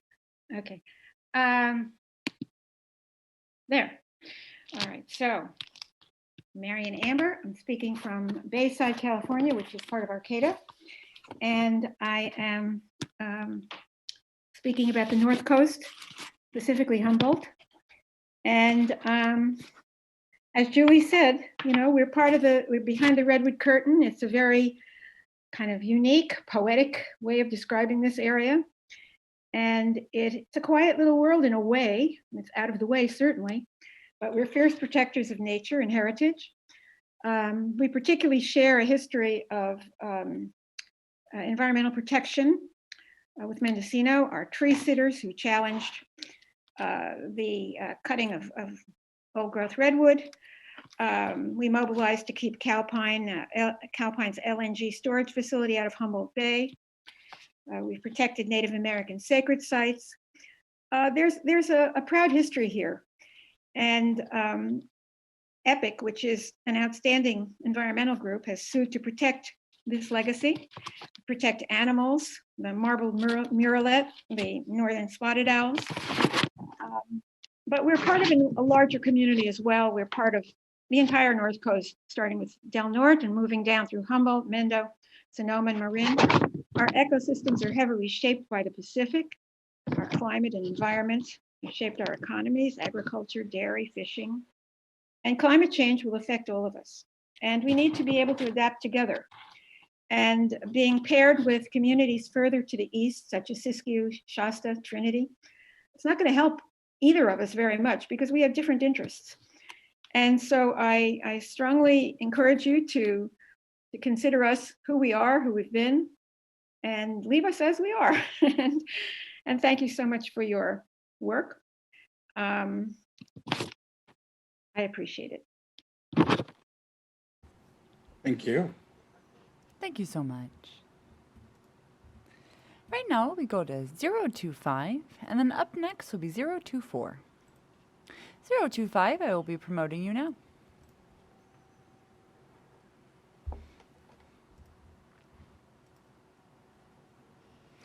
(025). Your speaker order number will be number 21. If you'll please make note of that for future reference. And if you'll please let the mapper know what area you would like to discuss, the floor is yours. I'm going to be discussing Marin, Sonoma, Mendocino, Humboldt, and Del Norte counties.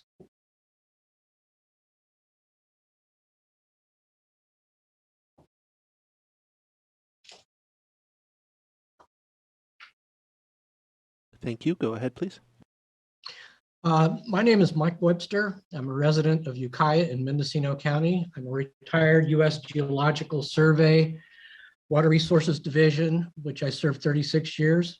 For the last 18 years, I was the field office chief in Ukiah for the area covering Del Norte, Humboldt, Mendocino, Sonoma, and Marin counties. What geographically binds these counties together is the ocean to the west and the mountains to the east, with small valleys in between. Common industries include fisheries, tourism, timber, agriculture, with main crops of wine grapes and cannabis. Water resources along the coastline often comes from groundwater wells and small aquifers, or withdrawn from rainy collectors beneath small rivers or creeks. For groundwater, if the supply is overdrafted, the wells can dry up or result in saltwater intrusion from the ocean. At low flows, rainy collectors can dewater its source. As our drought continues, these issues become more important, and some communities are already dealing with them, especially wells going dry. Creeks that recharge these small aquifers run west along the coast and east-west from the mountain ranges surrounding the valleys. They are disassociated with the state's Central Valley. On a much larger scale, there is one issue that involves the counties of Humboldt, Mendocino, Lake, Sonoma, and Marin. That was started by PG&E's intent to auction off the Potter Valley project. Eel River water flows through Humboldt County to the ocean just south of Eureka. Lake Pillsbury in Lake County collects runoff from rain and snow in the Mendocino Mountains. Water released from Lake Pillsbury flows to the Van Arsdale diversion that diverts water through the mountain into Potter Valley, where it runs through a powerhouse. Water from the Potter Valley project runs to Lake Mendocino, where it is held, then released through the summer for water supply in Mendocino, Sonoma, and Marin counties. In 2017, at the request of several entities, Congressman Huffman brought together an ad hoc committee of stakeholders to discuss water supply and ecological concerns and put together a two-basin solution for the Potter Valley project and the relicensing process with the Federal Energy Regulatory Commission. Due to time constraints, I will not mention these stakeholders, but I will summarize that there are a total of 30 groups. They consist of tribes, recreational and commercial fisheries. the counties of Humboldt, Mendocino, Sonoma, Marin, as well as Forest Service, irrigation districts, and they're all active within the current regional district. 15 seconds. A project of this level only reinforces the need to keep this region intact for the very reason that our hydrogeographic infrastructure is connected with these counties. The region has been connected for my entire career. Time. Thank you for your comments. Right now will be 024, and then up next will be 028. 024, I will be promoting you now.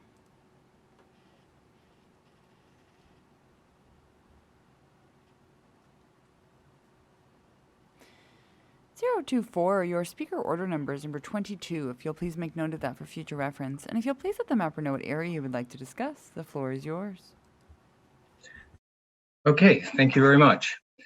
I'm going to talk specifically about Del Norte County and our connection to Humboldt County, and more generally about our relationship with the other coastal counties all the way down to Marin. My name is Kevin Hendrick. I live north of Crescent City in Del Norte County on the Pacific coast, about 20 miles south of the Oregon border and 350 miles north of San Francisco. I've been an active member of this community since 1993. I'm speaking today to ask you to keep our district the same as they are now. Some people are asking that our districts be changed to connect with Siskiyou County to our east. This makes no sense if we're looking to identify communities of common interest. We are separated by a substantial mountain range, and there are no direct roads to connect us. To get to Wairika County seat in Siskiyou County, it takes 3 hours to drive 160 miles up into Oregon and back into California. We are physically separated and do not share overlapping interest in any practical way. By comparison, our community is integrally connected to Humboldt County and the other coastal counties to the south of us. Del Norte County and all the counties to the south are linked by Highway 101. We are only 80 miles from Eureka, county seat of Humboldt County. As a small rural county, many of us need to travel to Humboldt County for medical services, including specialists that we don't have locally. Our local open door clinic that serves low income and uninsured is based in Humboldt County and has a satellite clinic in Crescent City. Our senior services are provided through the Area 1 Agency on Aging, which has their main office in Humboldt County and provides services to Del Norte County. Our cooperative tourism marketing for the Redwood Coast promotes the Redwood State and National Parks, which bridge the border of Humboldt and Del Norte counties. Our education system is linked through the College of the Redwoods, which has a main campus in Humboldt County and a smaller satellite community college in Del Norte County. Our fishing and maritime industries are linked. Del Norte County is a leader in California for volume of crab caught each year. Much of this crab is shipped down the coast to Humboldt County for processing and shipping. Our largest indigenous tribe, the Yurok tribe, have ancestral lands that spread across both Humboldt and Del Norte counties. These are only a few examples of why it's important for my community to remain in the same district as Humboldt and all of the counties to the south of us. We are all coastal counties that have much more in common than any counties to the east. For all of these reasons, I strongly urge you to keep our districts as they are. I ask that you keep it coastal. I'd be happy to answer any questions you have. Thank you for your comments. Thank you so much. Right now we have 028, and then up next will be 034. 028, I will be promoting you now. 028, your speaker order number is number 23. If you'll please make note of that for future reference. You can now enable your audio and video in the lower left corner of your screen. If you'll please let the mapper know what area you would like to discuss, the floor is yours.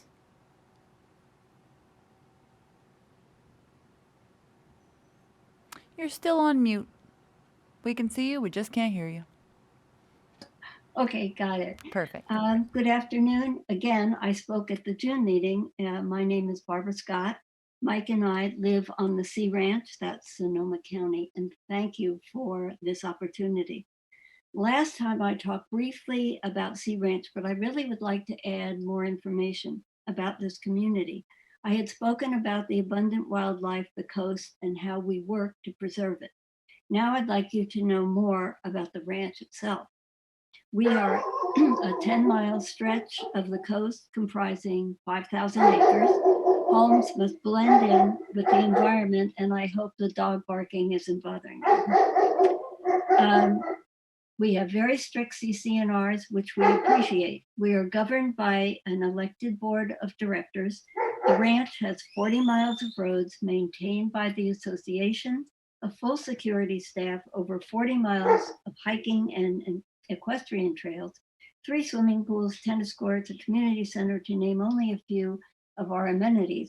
And right along Highway 1 at Stewart's Point is Two Fish Bakery, and you must stop there if you're up here. We're closely aligned with businesses in Wallala and Point Arena. For example, the Wallala Arts Center, the Redwood Coast Humane Society, Coastal Seniors, and the service organizations. We sponsor charity events such as Project Santa that helps needy families in Point Arena, Wallala, and surrounding towns. Our desire is to see our district remain as it is. We rely on our connections from Marin County north to the Oregon border. We share medical facilities and services. They often overlap. We share educational concerns, helping with tutoring, mentoring programs in the local schools. Mendocino and Sonoma and Marin receive their water from Lake Mendocino and the Russian River. The Eel River water supplies Humboldt and part of Mendocino County. And as previous speakers have said, Highway 1 is our link. We have strong connections all the way up, as I said, to the border. I hope this gives the commission a clearer picture of who we are and what our needs are. They are truly coastal. It is our sincere wish that our district remains intact. And thank you so much for your time. Thank you for your comments. Right now will be 034, and then up next will be 030. 034, I will be promoting you now.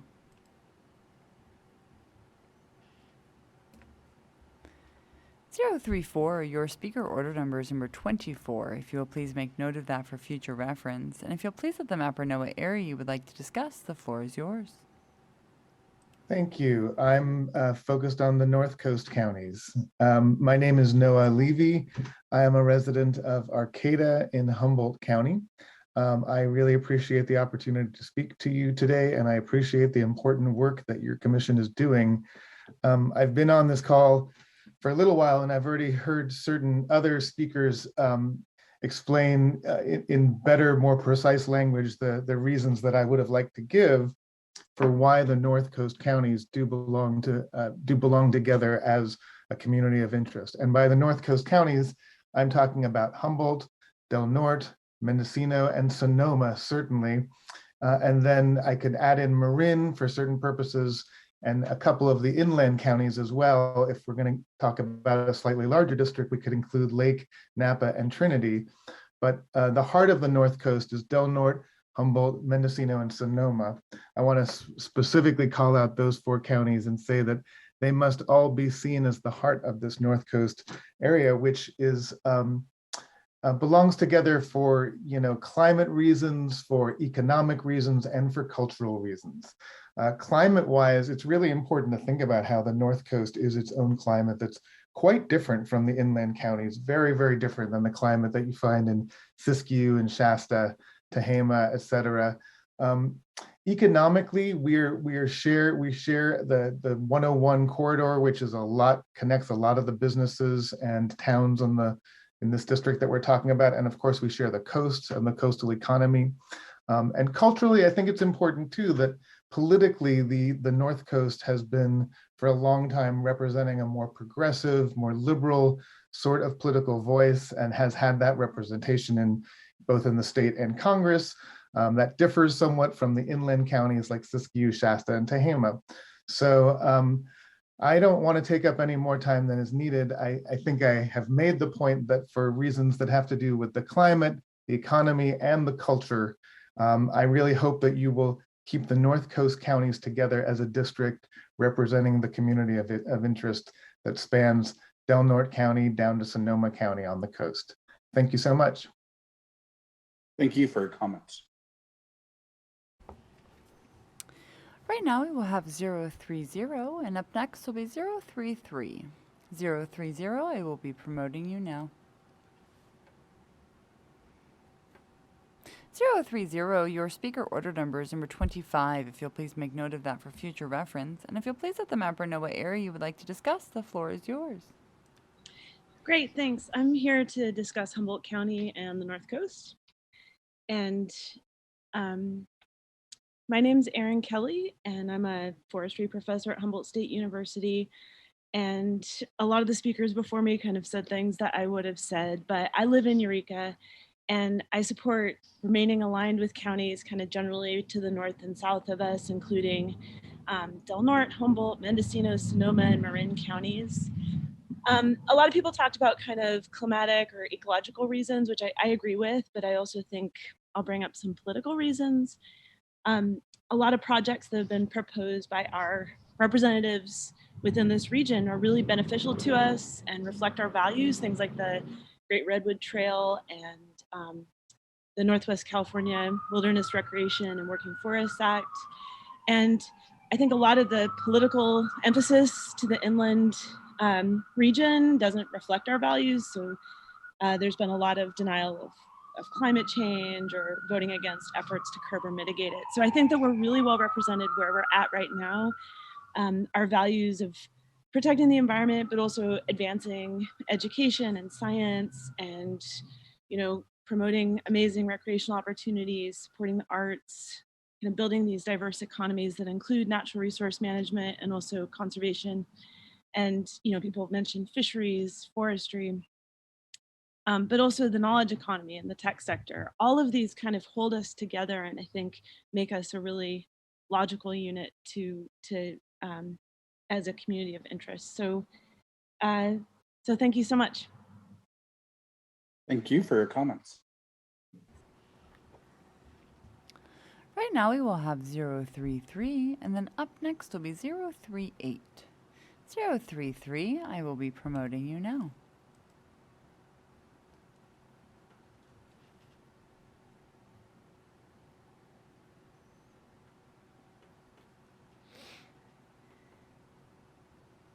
Zero 033, your speaker order number is number 26. If you will please make note of that for future reference, and if you'll please let the mapper know what area you would like to discuss, the floor is yours.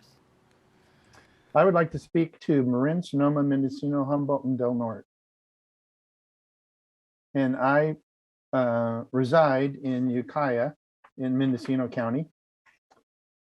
And Highway 101 runs through Ukiah. It also runs through in Eureka, Humboldt, and then again in Del Norte, Crescent City, and through Santa Rosa in Sonoma, and through Marin as well to the Bay.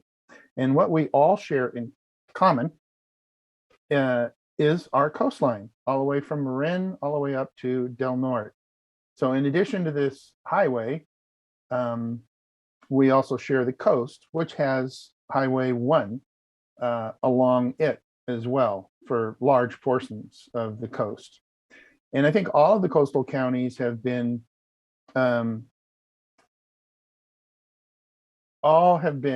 resistant to drilling off the coast for oil.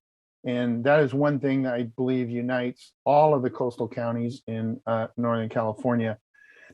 In the river systems, people have talked about that too. The Russian River runs through Mendocino and Sonoma. The Eel River starts in Mendocino County and runs north into Humboldt. These are very real things that join us all as a community of interest.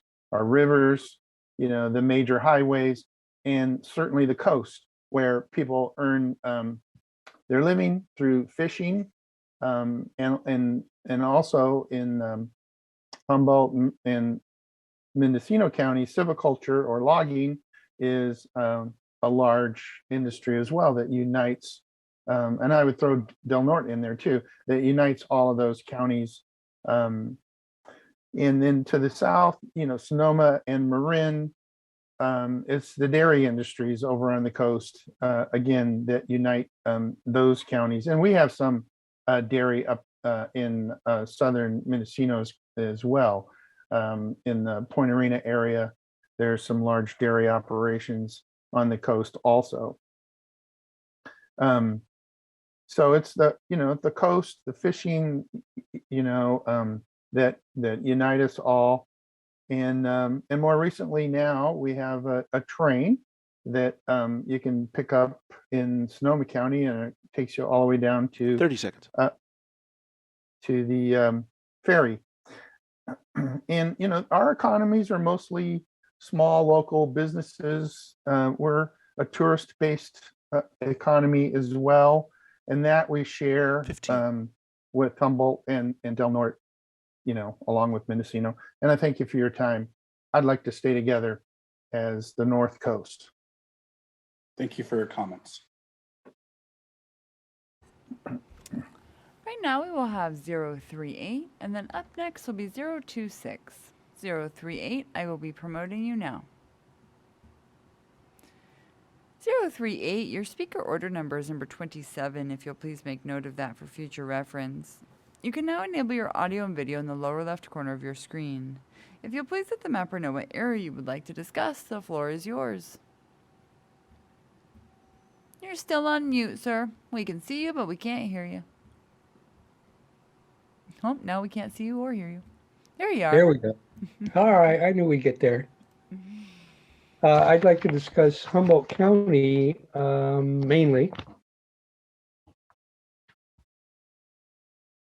Hello. Thank you. Go ahead, please. I'm sorry.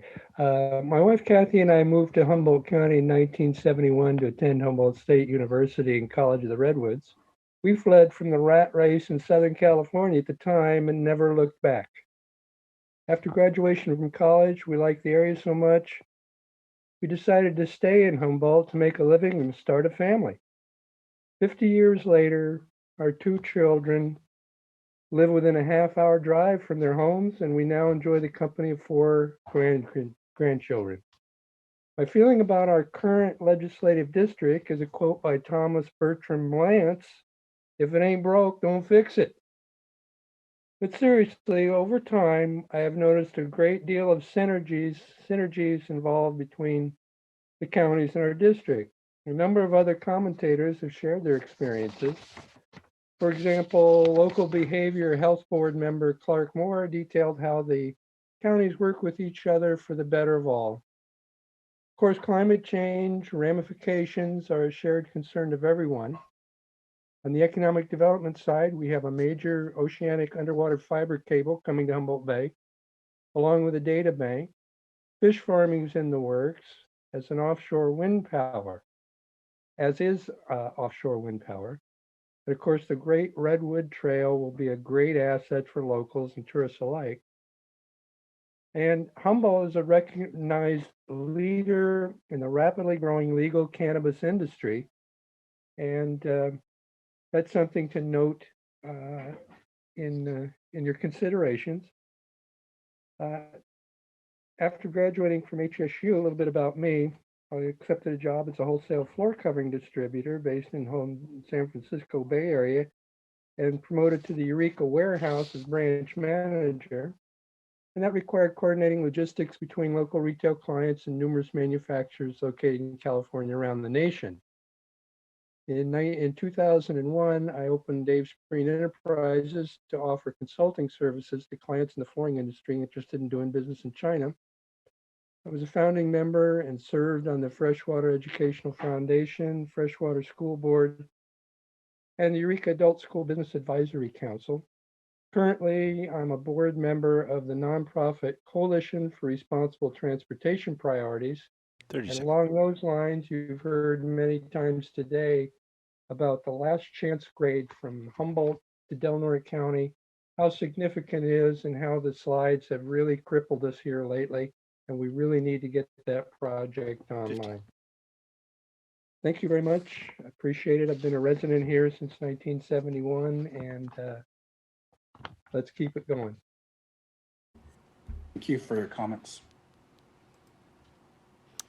Right now we will have 026, and then up next will be 027.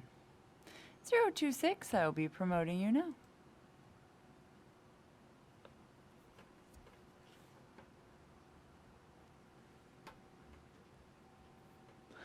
(026), your speaker order number is number 28, if you'll please make note of that for future reference. You can now enable your audio and video in the lower left corner of your screen. If you'll please let the mapper know what area you would like to discuss, the floor is yours.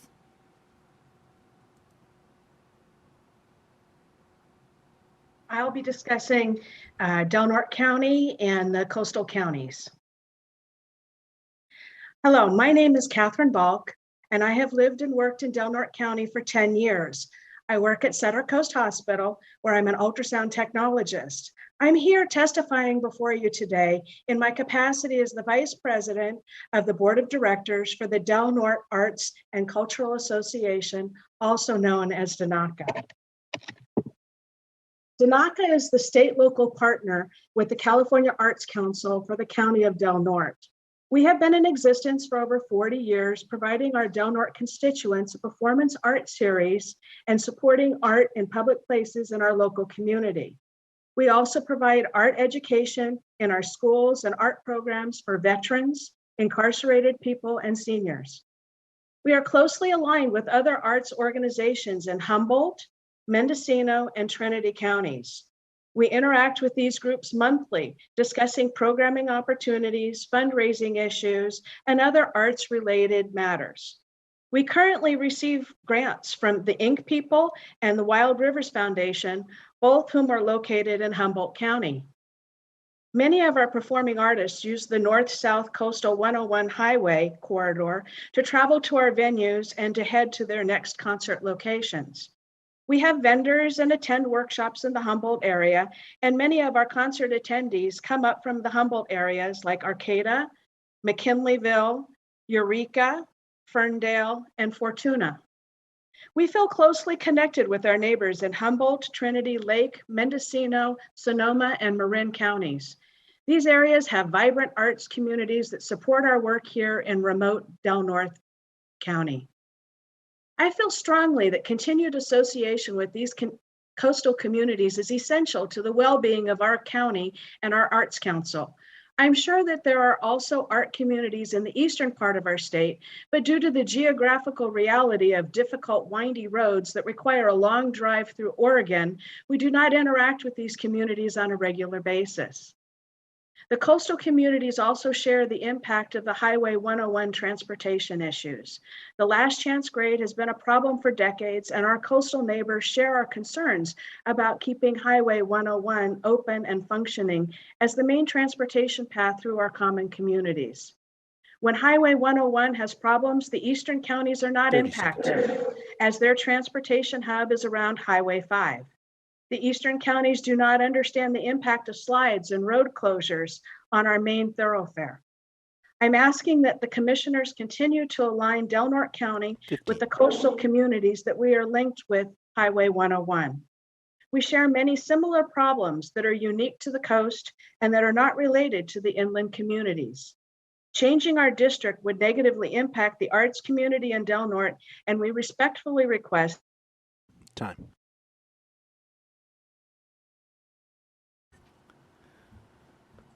Thank you for your comments. Right now we will have 027, and then up next will be 029. I'd like to invite 035 to use the raise your hand button at the bottom of your screen to get in the comment queue line. 027, I see your hand, 035. So 027 will be right now.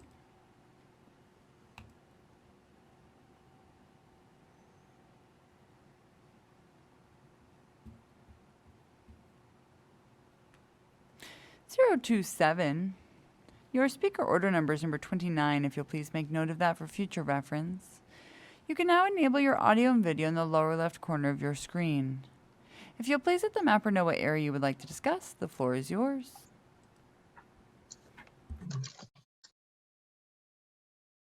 Hello, can you hear me? Yes, go ahead, please. 027, we can hear you. Excuse me. Hello, can you hear me? Yes, we can hear you. Yes, very good, thank you. You're welcome. My name is Tim Howard. I'm calling from Arcata, California in Humboldt County. I wanted to discuss Humboldt County specifically and the coastal counties currently in this district in general. I wanted to ask if I could first ask the commission a question first. Just from finding out about this on your site and reading a bit on there, I was a little unclear. So now, correct me if I'm wrong, if Marin County is removed from the current congressional district, our current congressional representative, Gerald Huffman, is from Marin, and that means we would have a new congressional representative if the district was redrawn without Marin. Am I correct in that?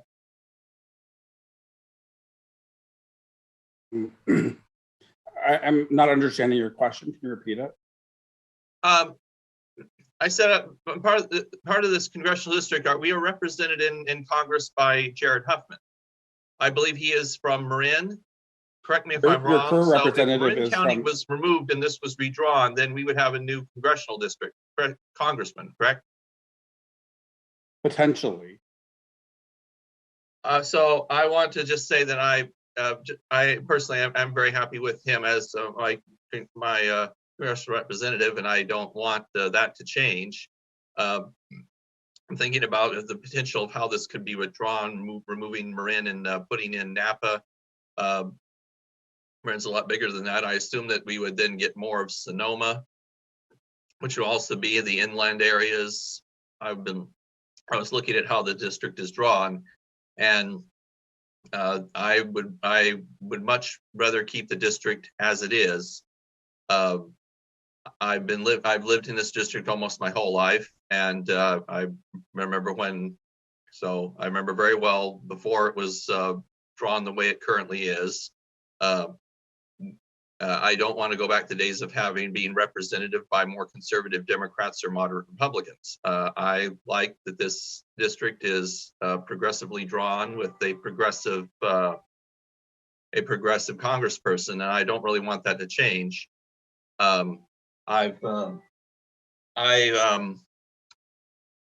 can only echo the comments that I've heard from a lot of people already on here about how the coastal counties and this district, as it is now, have a lot in common as far as climate and geography and challenges and positives. So I can only echo all that, and I really don't want to see it be withdrawn specifically. I know Marin is a long way from Humboldt County, and it's not the same, but when I've been through there, many times since I was a child in the 70s, I feel a lot more in common there than I do, say, Shasta, just much closer away. So I want you to keep the district as it is, please.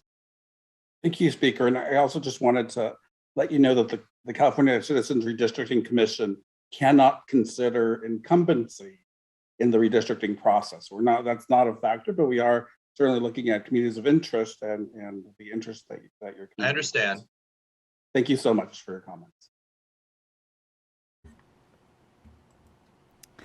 Thank you so much. Right now we will have 029, and then up next will be 035. 029, I will be promoting you now.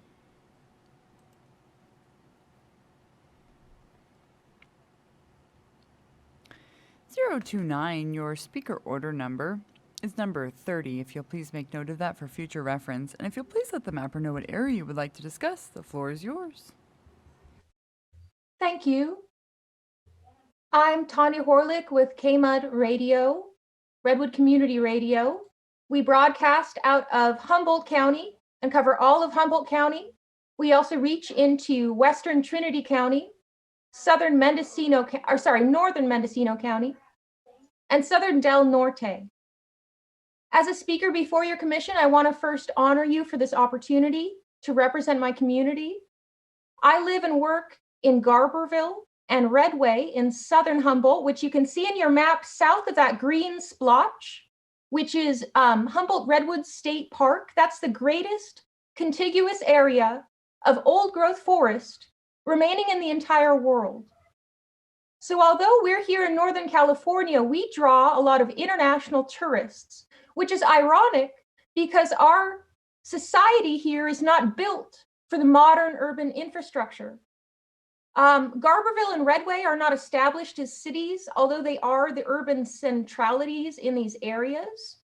The closest nearby locations that have hospitals are 45 miles to the north in the middle of Humboldt, or about 45 miles to the south in northern Mendocino. So we possess one of the only hospitals in our entire region, but we're not classified as a city in Garberville. I want to point this out to you because the hospital, that's one of the only services we have. In many modern parts of California, you have complete internet connectivity, you have complete cellular coverage. We do not. So close to Highway 101, lots of our community has access to the internet, access to cellular coverage, and when you get north or west or east of Highway 101, you lose connectivity. I want to point that out to you on behalf of all of our residents that probably can't attend this meeting. In addition to the fact that there's very few public services in Garberville, one hospital with one ER in our entire region, we also lack funding for roads. And our roads are extensive, and our county, Humboldt County, cannot pay for all the road repairs we now have for our communities to even stay connected to a hospital if they need it. So we need more road funding. I want to point that out to you. We also, as I mentioned, need more cellular networks and internet connectivity. Many people here are farmers, gardeners, entrepreneurs who tend to share a love of culture on all levels. There's a long tradition for agriculture and an ever-evolving artistic and culturally beneficial community. Thank you. We also treasure our precious redwood forest and the rugged wildness of the Lost Coast. So it's important to note that we are a modern community in a very rural, undeveloped area. I believe that Southern Humboldt, Western Trinity, and Northern Mendocino ought to be its own district. I stridently urge the commission to consider this and to look more closely at our topography and the lack of services in Southern Humboldt. Time. Can we have the caller back? Just wanted to. Just a moment, Chair. Thank you.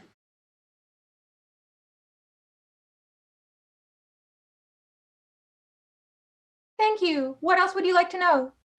Just a little bit of clarification what your community of interest in is, and also just to thank you for promoting today's event. I know you've helped us with promotion of today's event. So.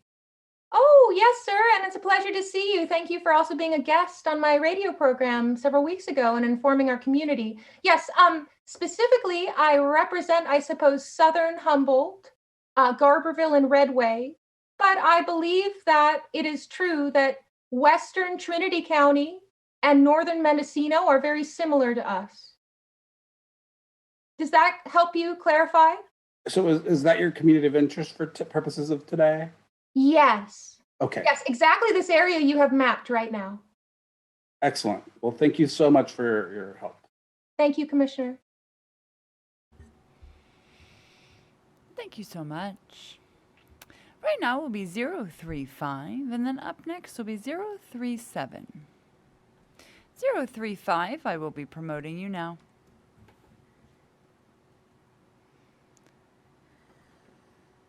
.035, your speaker order number is number 31. If you will please make note of that for future reference, and if you'll please let the mapper know what area you would like to discuss, the floor is yours. Good afternoon. I would like to discuss Napa County.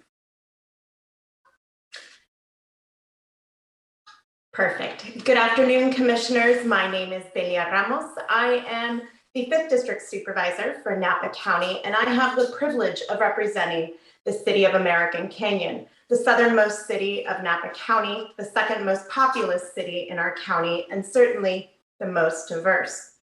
While this is only the second commission to have been called to service, I can say that the city of American Canyon and Napa County already have a history with the commission. Back in 2001, under different circumstances, we loaded a bus and we came to participate in public comment before the Redistricting Commission because of an unfortunate event. We have a zip code. It's a very notable zip code, 94503. And what's notable about it is that while the city of American Canyon is wholly contained within Napa County, our zip code is aligned with Vallejo in neighboring Solano County. And this can lead to some misconceptions of actually where we belong. And so in order to ensure that this commission, the 2021 iteration of the commission, respects the affiliation that we have as a Napa County city, I wanted to speak to that just a little bit. Napa County is home to 138,000 residents, and certainly Napa County's agricultural heritage is undeniable. From the vines that grow on the valley floors and in our hillsides to the bottling and to the shipments of these fine Napa Valley wines, I can actually tell you that all these activities are occurring in the southernmost portion of Napa County and principally in American Canyon. It is imperative that our county-wide small-town living and agricultural heritage be recognized. The Napa County Board of Supervisors on March 11th approved a resolution that was forwarded to the commission defining Napa County as a whole as a community of interest. The city of American Canyon sent a letter to the commission on April 6th, also noting its desire to continue to be represented along with the rest of Napa County. And I, along with Solano County Supervisor Aaron Hannigan on May 5th, sent a letter to the commission explaining the relationship of American Canyon with Vallejo and Benicia.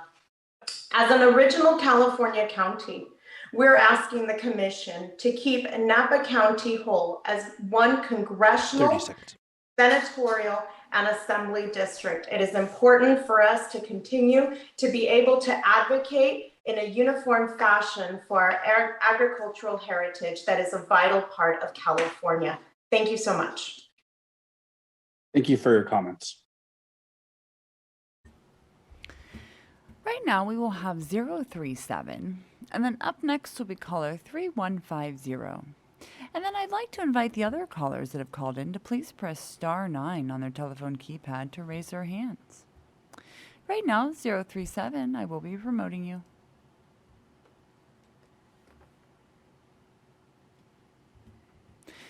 037, your speaker order number is number 32, if you'll please make note of that for future reference. You can now enable your audio and video in the lower left corner of your screen. If you will please let the mapper know what area you would like to discuss, the floor is yours.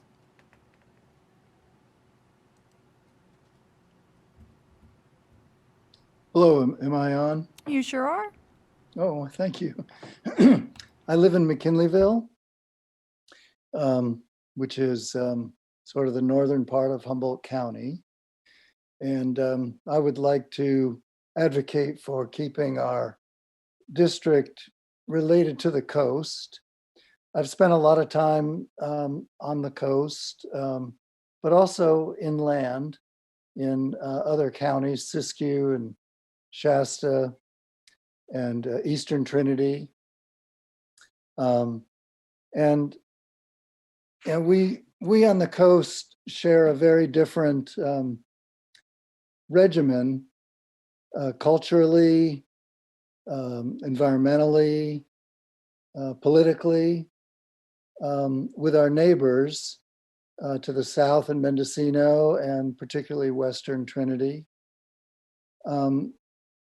that differs from those characteristics further east. So I find, our representation is very reflective of these values. Our agricultural pursuits, our forestry pursuits, our fisheries pursuits are all sort of aligned in this region and are quite different from those in the east. So that's pretty much what I want to say. I appreciate the opportunity to have some input here.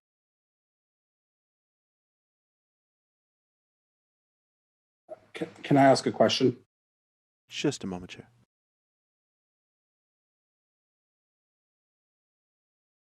(037), the chair had some additional questions for you. If you could unmute, please. Yes. Yes, could you please define Western Trinity County? What communities would that include, or how would you define it? I define it as mostly those that are sort of contiguous with Humboldt. I'm not sure geographically how to define that. Probably west of Weaverville. You have the map up there. Mm-hmm. Yeah, probably west of Weaverville. I'd say that probably would do it. Thank you. That's great. Appreciate it.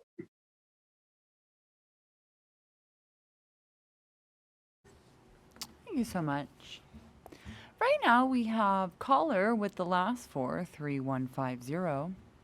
I would like to invite the other callers that have called in to please press *9 on their telephone keypad to raise their hand, indicating they wish to give comment during this session. But at this time, caller 3150, if you will please follow the prompts to unmute at this time by pressing *6.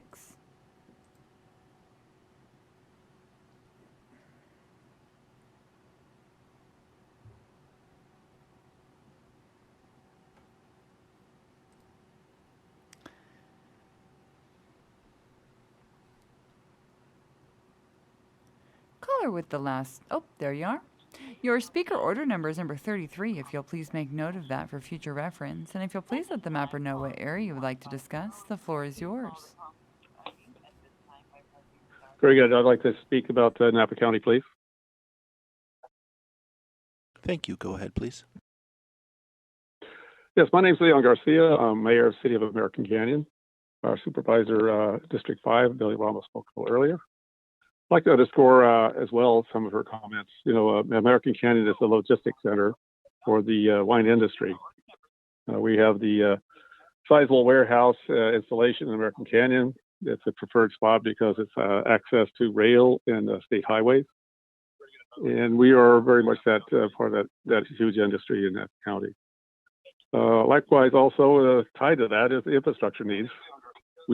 We work with both Solano County, our representatives there. We have joint committee meetings between Marin, Sonoma, Napa, and Solano counties trying to address the congestion on State Highway 37 and get some assistance in terms of funding to be able to improve that for our economic interests, basically our commuters and our goods and services that are moving back and forth.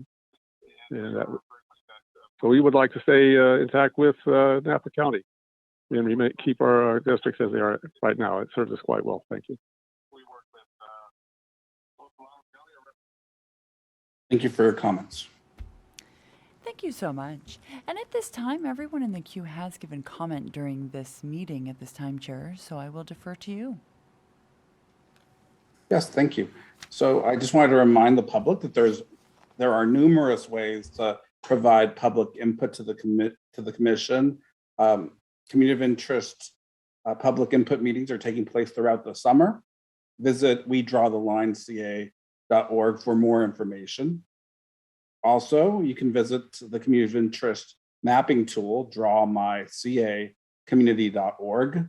The online COI tool is available in English, Spanish, simplified Chinese, traditional Chinese, Vietnamese, Tagalog, Korean, Armenian, Farsi, Arabic, Russian, Japanese, Punjabi, Khmer, Hmong, and Thai, and tutorials are available in those languages. On our website at wedrawthelineca.org, you can find the Draw My CA community icon. Also, you can reach us by emailing us at voters first act at crc.ca.gov.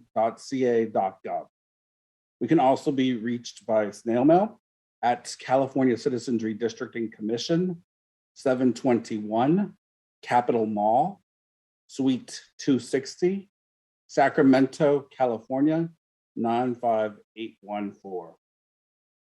And as a reminder, if you need an interpreter to provide public input on a day when there is no language line, please submit your request at least 5 business days prior to the meeting.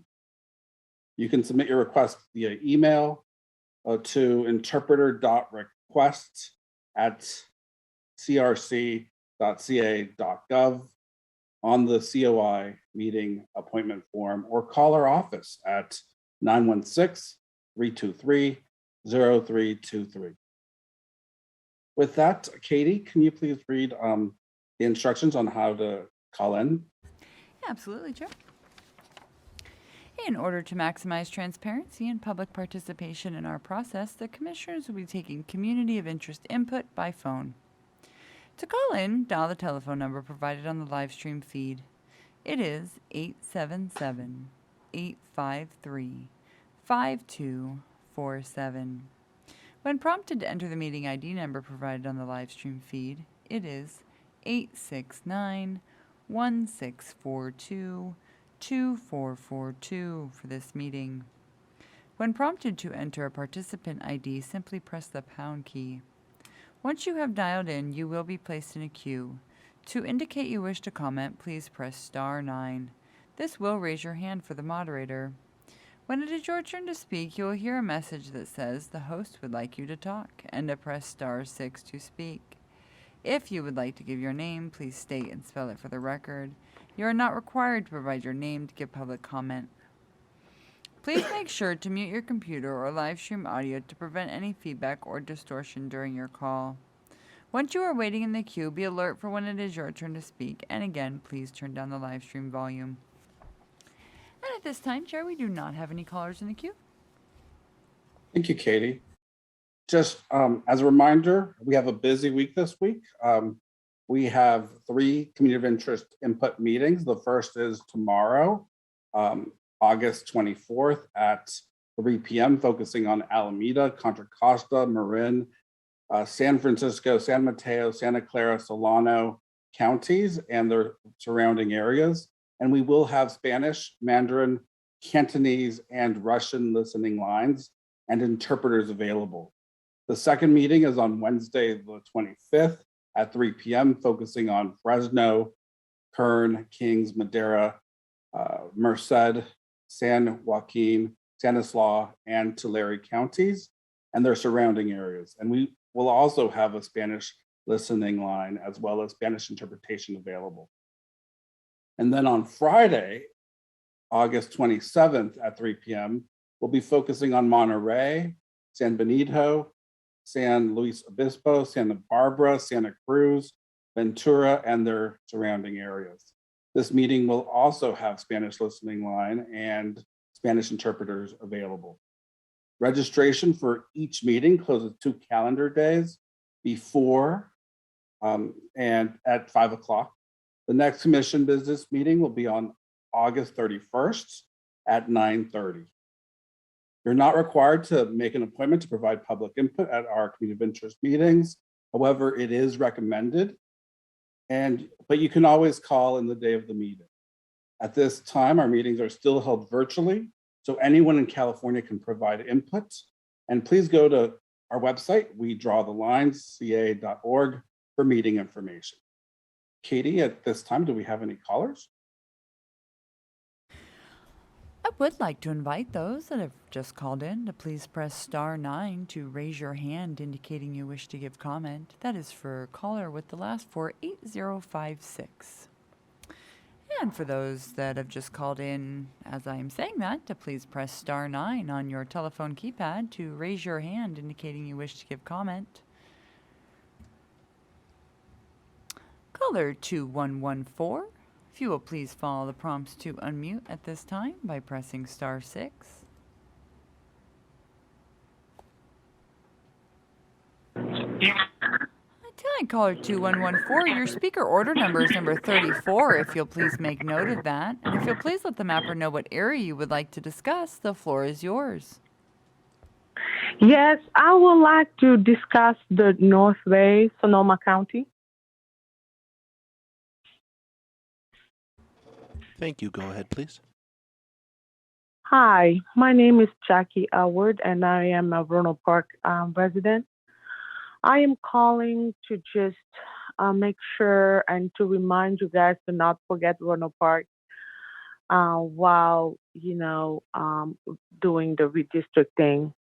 I just, as a resident, I felt like it was important to get a call from someone from the city so that our voice will be heard and you guys will take Roanoke Park into consideration while doing the redistricting.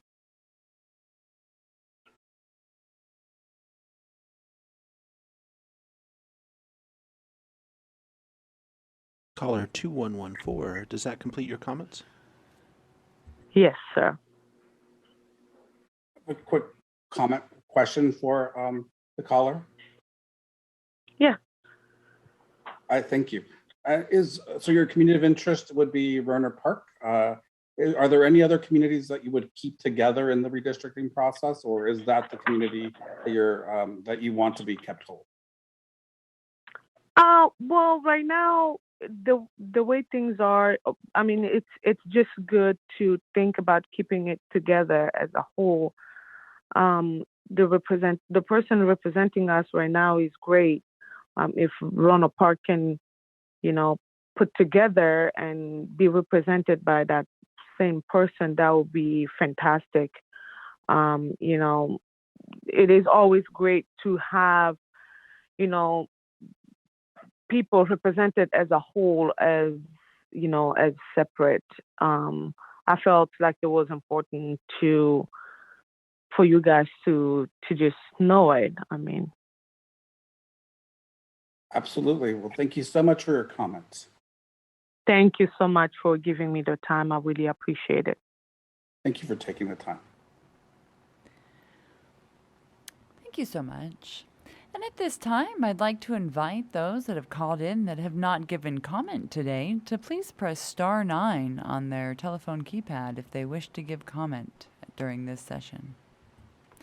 Caller 8056, if you will please follow the prompts to unmute at this time by pressing star 6.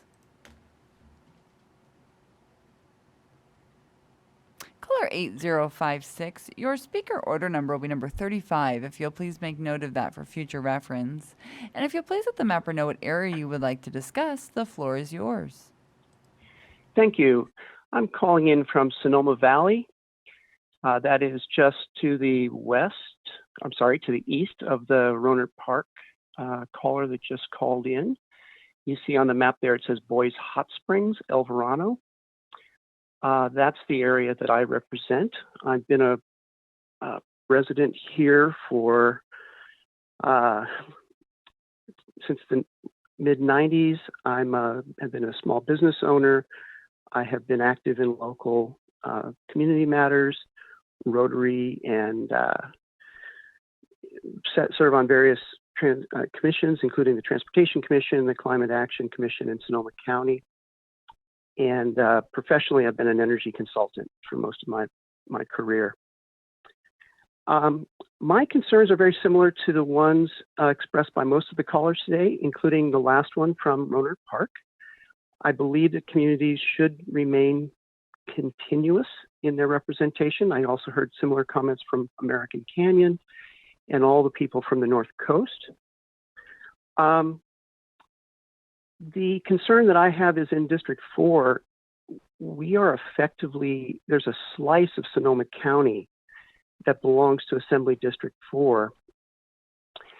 And while there are certain benefits to having 3 different representatives touch on Sonoma County, it's actually, I don't see a logic to community of interest. Almost all of the activities that me and the people I live in my community with are concerned about happen in the county seat of Santa Rosa or in the county of Napa adjacent to us. And we have assembly members that represent primarily Marin or primarily the northern area, or Yolo County in the case of Assembly District 4 currently. And it makes it strange that our assembly person really can't get over to the communities of Roanoke Park or Sonoma Valley to meet with us as often as we might like. And the communities of interest really do in this area run up and down the valleys. That would be the coastal valley, the valley along the Sonoma Valley, the Petaluma first Valley, then the Sonoma Valley, and then the Napa Valley. And further to the east, you get into the Solano County area. So if you're going to have that kind of long finger district, I can see it running up these valleys, as the people from Napa have encouraged to have that remain there, the case in their situation. But in our area, it's very strange the way that District 4 is carved up. Thank you for your consideration of my comments tonight. Thank you for your comments. That was all of our callers at this time, Chair. Thank you. It'd be great if you could read the instructions on how to call in. Absolutely. Would you like the full instructions or abbreviated? The full instructions will be fine. In order to maximize transparency and public participation in our process, the commissioners will be taking community of interest input by phone. To call in, dial the telephone number provided on the live stream feed. It is 877-853-5247. When prompted to enter the meeting ID number provided on the live stream feed, it is 869-1642-2442 for this meeting. When prompted to enter the meeting ID number, when prompted to enter the participant ID, simply press the pound key. Once you have dialed in, you'll be placed in a queue. To indicate you wish to comment, please press *9. This will raise your hand for the moderator. When it is your turn to speak, you will hear a message that says the host would like you to talk and to press *6 to speak. If you would like to give your name, please state and spell it for the record. You are not required to provide your name to give public comment. Please make sure to mute your computer or live stream audio to prevent any feedback or distortion during your call. Once you are waiting in the queue, be alert for when it is your turn to speak, and again, please turn down the live stream volume. And at this time, Chair, we do not have any callers in the queue. Thank you, Katie. With that, let's go to a 5-minute break, or actually to watch the video, 5-minute video.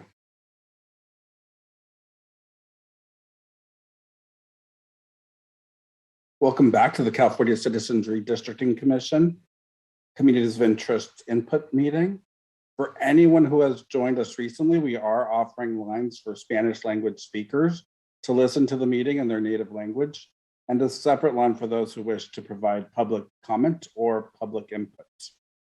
Could I have the Spanish interpreter please read the instructions on how to join the call?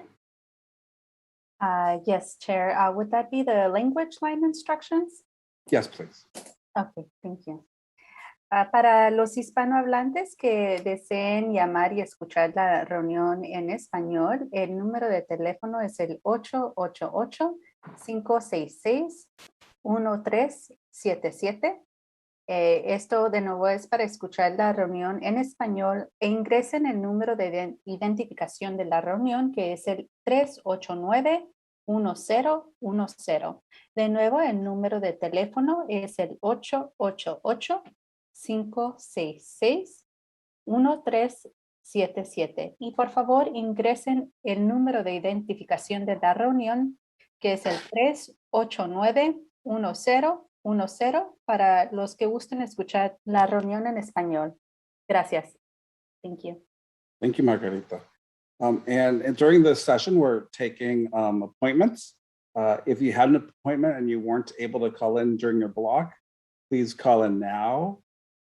And as a reminder, even though we're focusing on specific counties of California, anyone in the state is welcome to call in and provide input.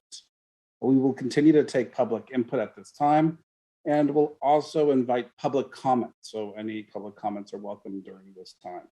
The phone line for public input and public comment will close at 6:30. We will get to all callers who have called and are in the queue at that time. And if we need to, we will go beyond 6:30 if needed. I will pass this over to Katie, our comment moderator.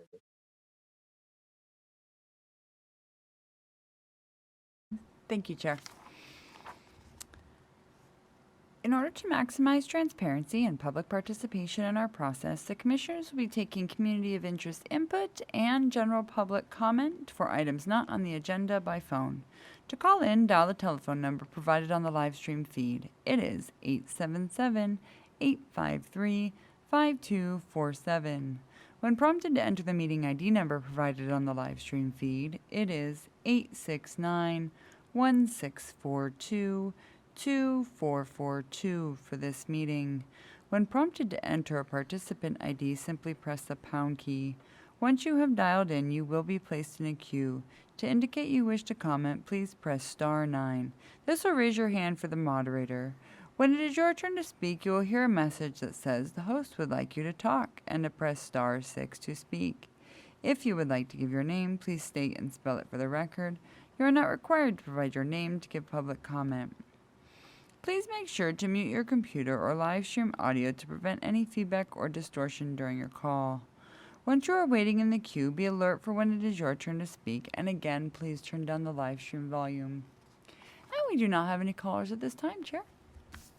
Thank you. So as a reminder, we have 3 community of interest meetings scheduled for this week. The first is tomorrow at 3 p.m. focused on Alameda, Contra Costa, Marin, San Francisco, San Mateo, Santa Clara, Solano counties and their surrounding areas.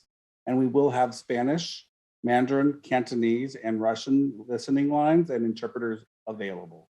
The second meeting is on Wednesday, the 25th at 3 p.m., focusing on Fresno, Kern, Kings, Madera, Merced, San Joaquin, Stanislaus, Tulare counties and their surrounding areas.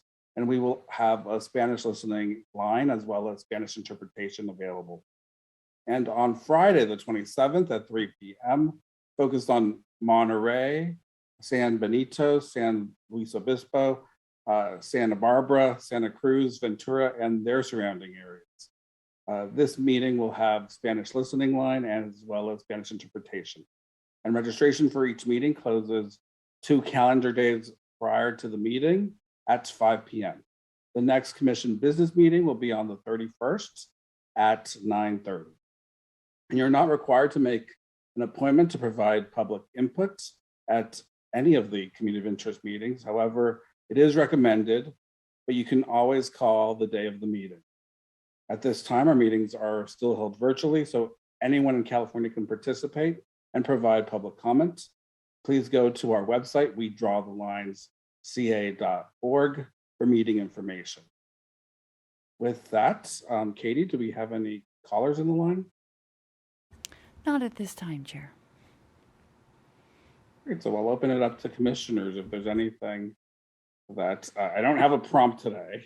So you're welcome to share as long as we're talking about something interesting. I thought one thing that was interesting was how tall we are. Thank you, Commissioner Yee, for that information. It was so revealing because I've not met, I think, anybody on the commission in person. So I thought some of you guys were taller and some of you guys were shorter, and it was, you know, the results were a little bit shocking to me for some of you, and for some of you not so much.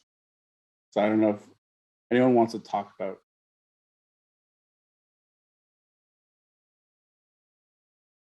And in terms of just what we're talking about, we had what I'm talking about is we had a little game that we were playing just because the commissioners haven't all met each other in person.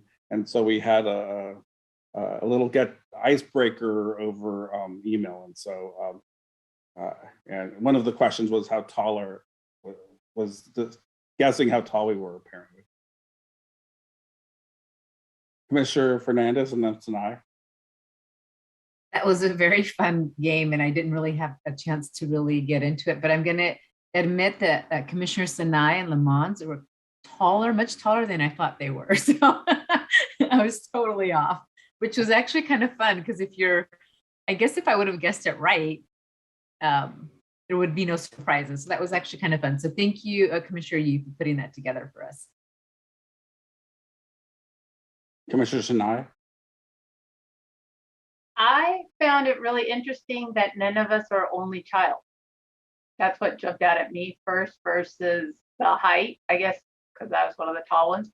But the first thing I said to Commissioner Yee was, we all have siblings. I wonder if that kind of contributes to the whole working as a team thing. Very interesting. Yeah, I hadn't thought about that, but you're right. Anyone else have any comments about the Commissioner Fernandez and Commissioner Taylor? I wanted some little helpful hints as to how Commissioner Anderson did so greatly and so great at mine were guesses. Commissioner Taylor? Yeah, I wanted to ask Russell, who was guessed the most and who was guessed the least? Oh, good question. Like who was guessed correctly the most and who's guessed correctly the least? I don't have statistics on that. I would have to run a multiple regression to do that. So Jane got 11 correct. Neil got 9 correct. And then bronze went to Pedro, Sarah, Patricia, and Linda got 8 correct. Right, but in terms of which individual commissioners were guessed correctly, I'd have to look at that more closely. Well, one interesting thing you don't see is that of the people who gave me their trivia items, overwhelmingly the first 4 or 5 were the youngest children. For some reason, I don't know, our youngest children are more gregarious or more willing to share their info. I don't know. They feel known since they have older siblings. Commissioner Fernandez, I think you had your hand up. I'm pretty sure I was probably guessed the most because 7 out of 8 children, I don't think anyone else has 8 in their family. And I've been saying that all along. I didn't realize it was going to be a question at some point, Commissioner Yee. So, but it was fun. Yeah, and I guess I didn't realize that we weren't all only children. I was just more amazed at the heights and some of the other characters. And it was actually the fun facts at the end that you added. That was fun. Commissioner Anderson, how did you guess so many? I will say, actually, it was little things people said. And I just kind of took note. The one who threw me was Commissioner Kutagawa. If anyone's listening, they've heard her dogs, and I know she has 2 dogs. And I'm pretty sure I know a couple of the names. And as a pet, she put down hamster. So I assumed that she was the one who did not submit someone, which caused my other 3 to be rearranged. So that's which was unfortunately Patricia and Ray are the ones I missed because of, basically I have seen a few people. And I know how tall, Ray is, and I know how tall a few people are. And then some other guesses, other comments just here and there that I just guessed. But I really enjoyed one of the questions was, what food is your favorite if you go out to eat? And what food do you not like? And it was quite a range. It was very interesting, I thought. But there are a lot of other things which are fun. And just, for all the public who's listening and going, what are they talking about? There are very subtle things that you get when you actually meet in person, and which I don't believe most people realize. We haven't. We've all done all this has been remote, and it's hard. It's much harder to do remotely. And we all look forward to when we can actually get together and see each other and catch the little mannerisms. So I really appreciate the little get to know you sort of type of games that Commissioner Yee had put together for us. Thank you. Absolutely. Commissioner Kutagawa.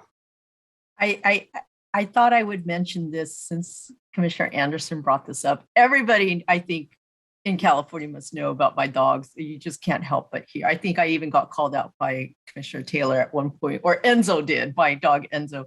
So I will say that on a technicality, Commissioner Yee did say, what pet have you had, not what do you currently have.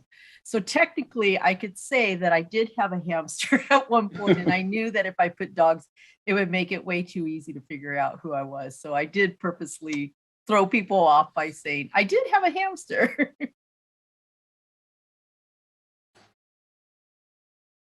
Commissioner Yee. Besides being bi and nonpartisan, there's dog people and cat people on this commission. It's pretty evenly split. So, I'm wondering, Commissioner Ahmed, is now the time to hear the story? If not, that's fine. Which story, I might ask? The story of how you came to love sushi. No. The story of you coming into the world.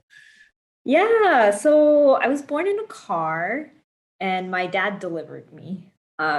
So yeah, apparently the story is that my mom's water broke, and at the time they just thought they could make it to the hospital. So my dad drove, and then they got to the parking lot, and I was already on my way out because, you know, I have a lot of stuff to do in this world.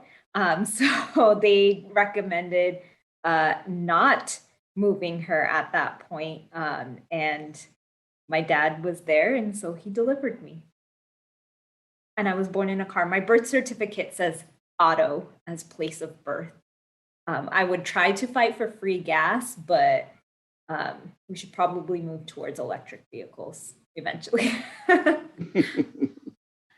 There was a baby born on BART who got a lifetime BART ticket. Oh, that's awesome. It looks like we have a caller. I think our conversation has inspired a caller. Katie, can you please invite them in? We sure can. Caller 1164. If you will please follow the prompts to unmute by pressing *6.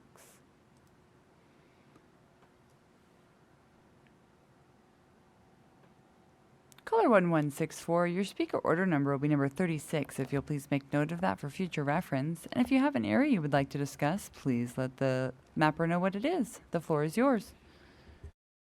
Can you guys hear me? We sure can. Go ahead.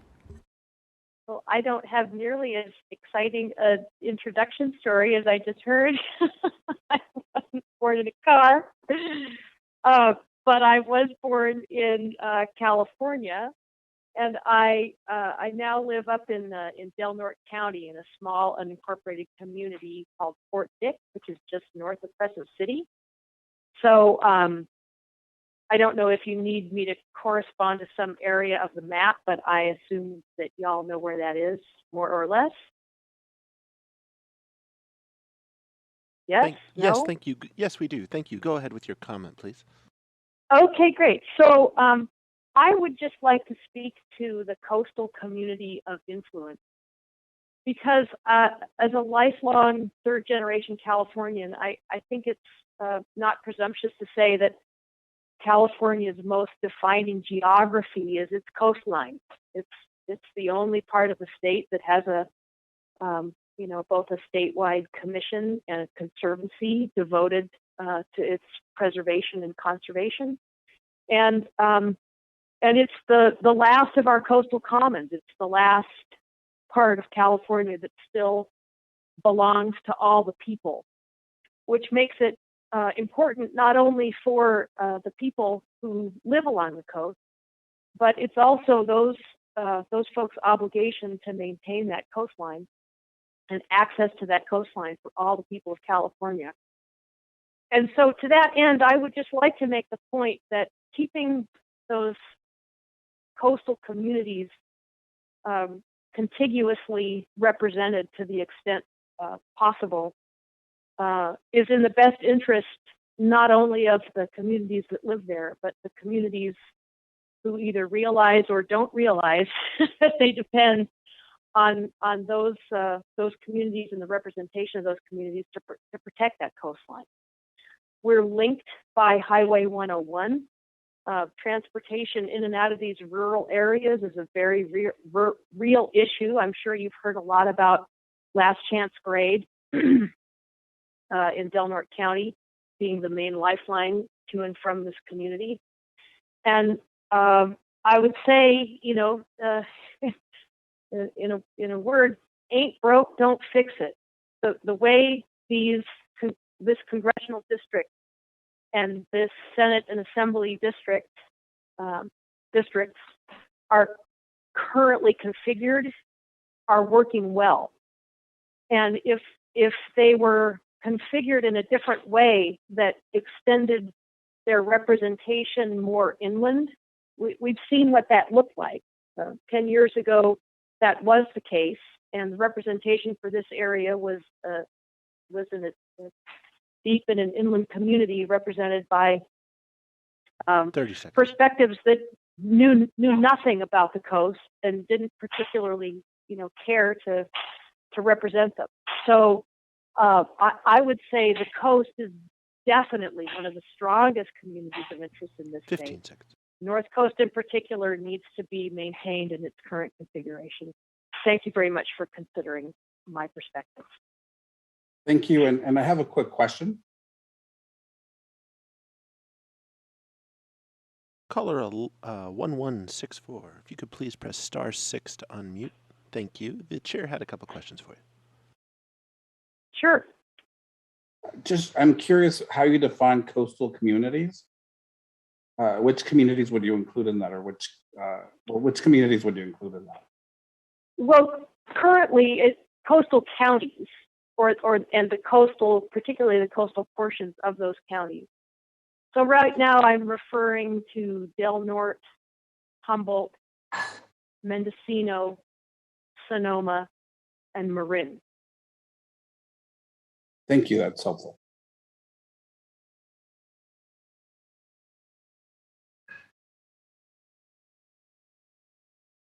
And that was all of our callers at this time, Chair. So with that, can you do we will be adjourning at 6:30 if there are no other callers. So I was wondering if Katie can just read the instructions one last time to see if there's any callers, and if not, we will be adjourning for the day. Absolutely, Chair. In order to maximize transparency and public participation in our process, the Commissioners will be taking community of interest input and general public comment for items not on the agenda by phone. To call in, dial the telephone number provided on the live stream feed. It is 877-853-5247. When prompted to enter the meeting ID number provided on the live stream feed, it is 869-1642-2442 for this meeting. When prompted to enter a participant ID, simply press the pound key. Once you have dialed in, you will be placed in a queue. To indicate you wish to comment, please press *9. This will raise your hand for the moderator. When it is your turn to speak, you will hear a message that says the host would like you to talk and to press *6 to speak. If you would like to give your name, please state and spell it for the record. You are not required to provide your name to give public comment. Please make sure to mute your computer or live stream audio to prevent any feedback or distortion during your call. Once you are waiting in the queue, be alert for when it is your turn to speak, and again, please turn down the live stream volume. And at this time, Chair, we do not have any callers in the queue. Thank you. So that was the last call for public input. And thank you for joining our Community of Interest input meeting today. This week, we have 3 additional Community of Interest meetings scheduled. The first is on August the 24th, tomorrow at 3 p.m., focused on Alameda, Contra Costa, Marin, San Francisco, San Mateo, Santa Clara, Solano counties and their surrounding areas. And we'll have Spanish, Mandarin, Cantonese, and Russian listening lines and interpretation available. The second meeting this week will be on Wednesday, August the 25th at 3 p.m., focused on Fresno, Kern, Kings, Madera, Merced, San Joaquin, Stanislaus, Tulare counties and their surrounding areas. And we will also have Spanish listening line and a Spanish interpretation available And then on Friday, August 27th at 3 p.m., focus on Monterey, San Benito, San Luis Obispo, Santa Barbara, Santa Cruz, Ventura, and their surrounding areas. And this meeting will have a Spanish line and Spanish interpretation available. Registration for each meeting closes 2 calendar days before at 5 p.m. The next commission business meeting will be on August 31st at 9:30 p.m. or a.m. I see that we have some callers on the line. Can you check to see if they are wanting to give public input before we adjourn? Absolutely, Chair. Given that they called before 6:30. Absolutely, Chair. For those that have called in, if you will please press star 9 to raise your hand indicating you wish to give comment. As for caller 9796, if you'll please follow the prompts to unmute at this time.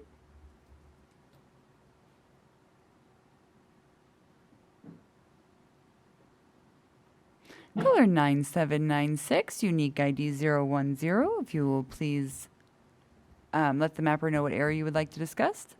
You are speaker order number 36, and the floor is yours. Oh, no, you are speaker number 37. Hi. Sorry, 37. No worries. Hi, can you hear me? Yes, we sure can. Okay, wonderful, thanks. Hi, my name's Matilda Chiblaw, and my community is located in southern coastal Mendocino County, just over the county line. So it starts in Wallala, just to orient you a little bit. I have lived there on and off for the past 23 years and have lived between there and the Bay Area for the past 5, attending Rhodes College. It's the area that I grew up in. So my community includes Wallala, Marina, and Manchester. Those are 3 small towns. Well, Point Arena is a city located at the very southern end of Mendocino County. And these areas are located along Highway 1 within about 15 to 20 miles of each other. And although they're kind of spread out in that way, it's very much one connected community. These towns share resources, they share schools, medical care, grocery stores. The only high schools in that region is located in Point Arena, so it's very connected. People live and work and go to school between these spaces. This connection means they share a lot of the same interests and challenges. And like many of the coastal communities in this region, they're major tourist destinations and are very economically dependent on tourism. However, the people living and working there full time often struggle to meet their basic needs like housing and medical care. And those are 2 of the greatest shared interests in that area and 2 of the most scarce resources.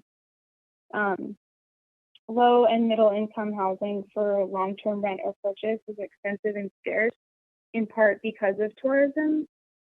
And medical care is extremely limited, meaning that people must travel either south or inland. And although the area itself is not very far from major cities, it is pretty cut off and from those places because of very narrow, winding roads that are often not in great condition, and it can be really hard for people to move between their community and places with more resources. So it is a very cut off area. Thank you. That's what I'd like to share. Thank you for your comments.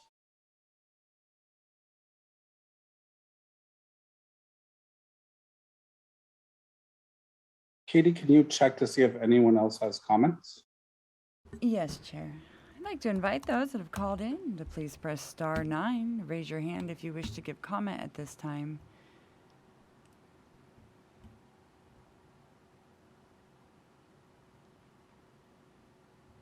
For those that have called in or in the queue, if you wish to give comment, please press star 9.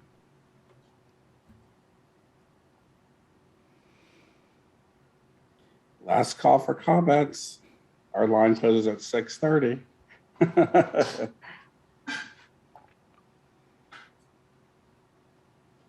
Katie, should we also translate that in Spanish just in case?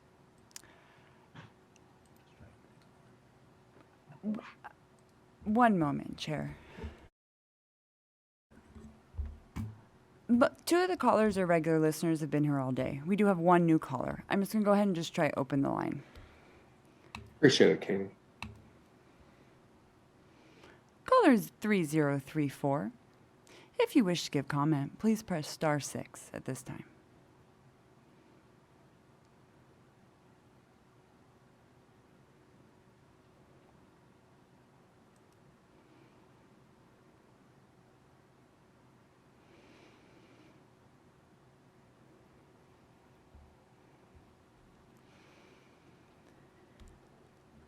My only other option, I guess, would be to, caller 3034, if you are unique ID 032, is this Nate Madsen? If you could please press star 6 if you wish to give comment.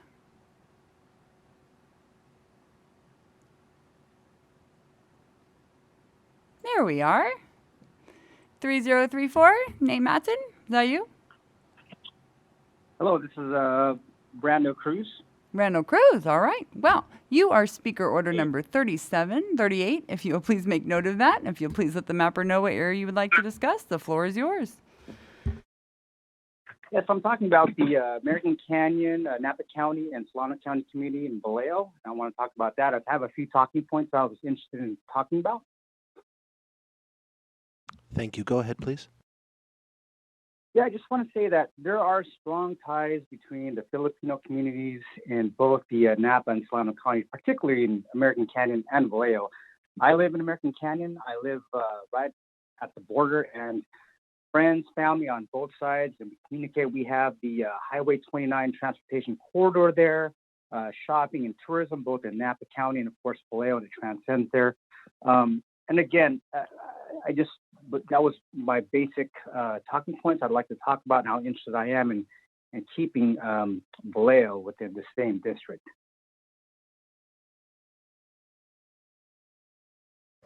Caller 3034. Thank you so much for your comment. Does that conclude your comments? Yes, it does. Thank you very much for the opportunity to speak on that. Appreciate it. Thank you for calling in. And at this time, just a reminder, we have the 3 community of interest meetings this week, and any caller from California is welcome to call into any of those meetings, even though they might be focused on a specific region. Registration for each meeting does close 2 days prior to the meeting at 5 p.m. and the next commission's business meeting will be on August 31st at 9:30. Callers at the community of interest meetings are not limited to the specifically mentioned counties, and you can visit the meeting page at our website to see a list of additional upcoming community of interest meetings at wedrawthelineca.org/meetings. And with that, we will be adjourning for today.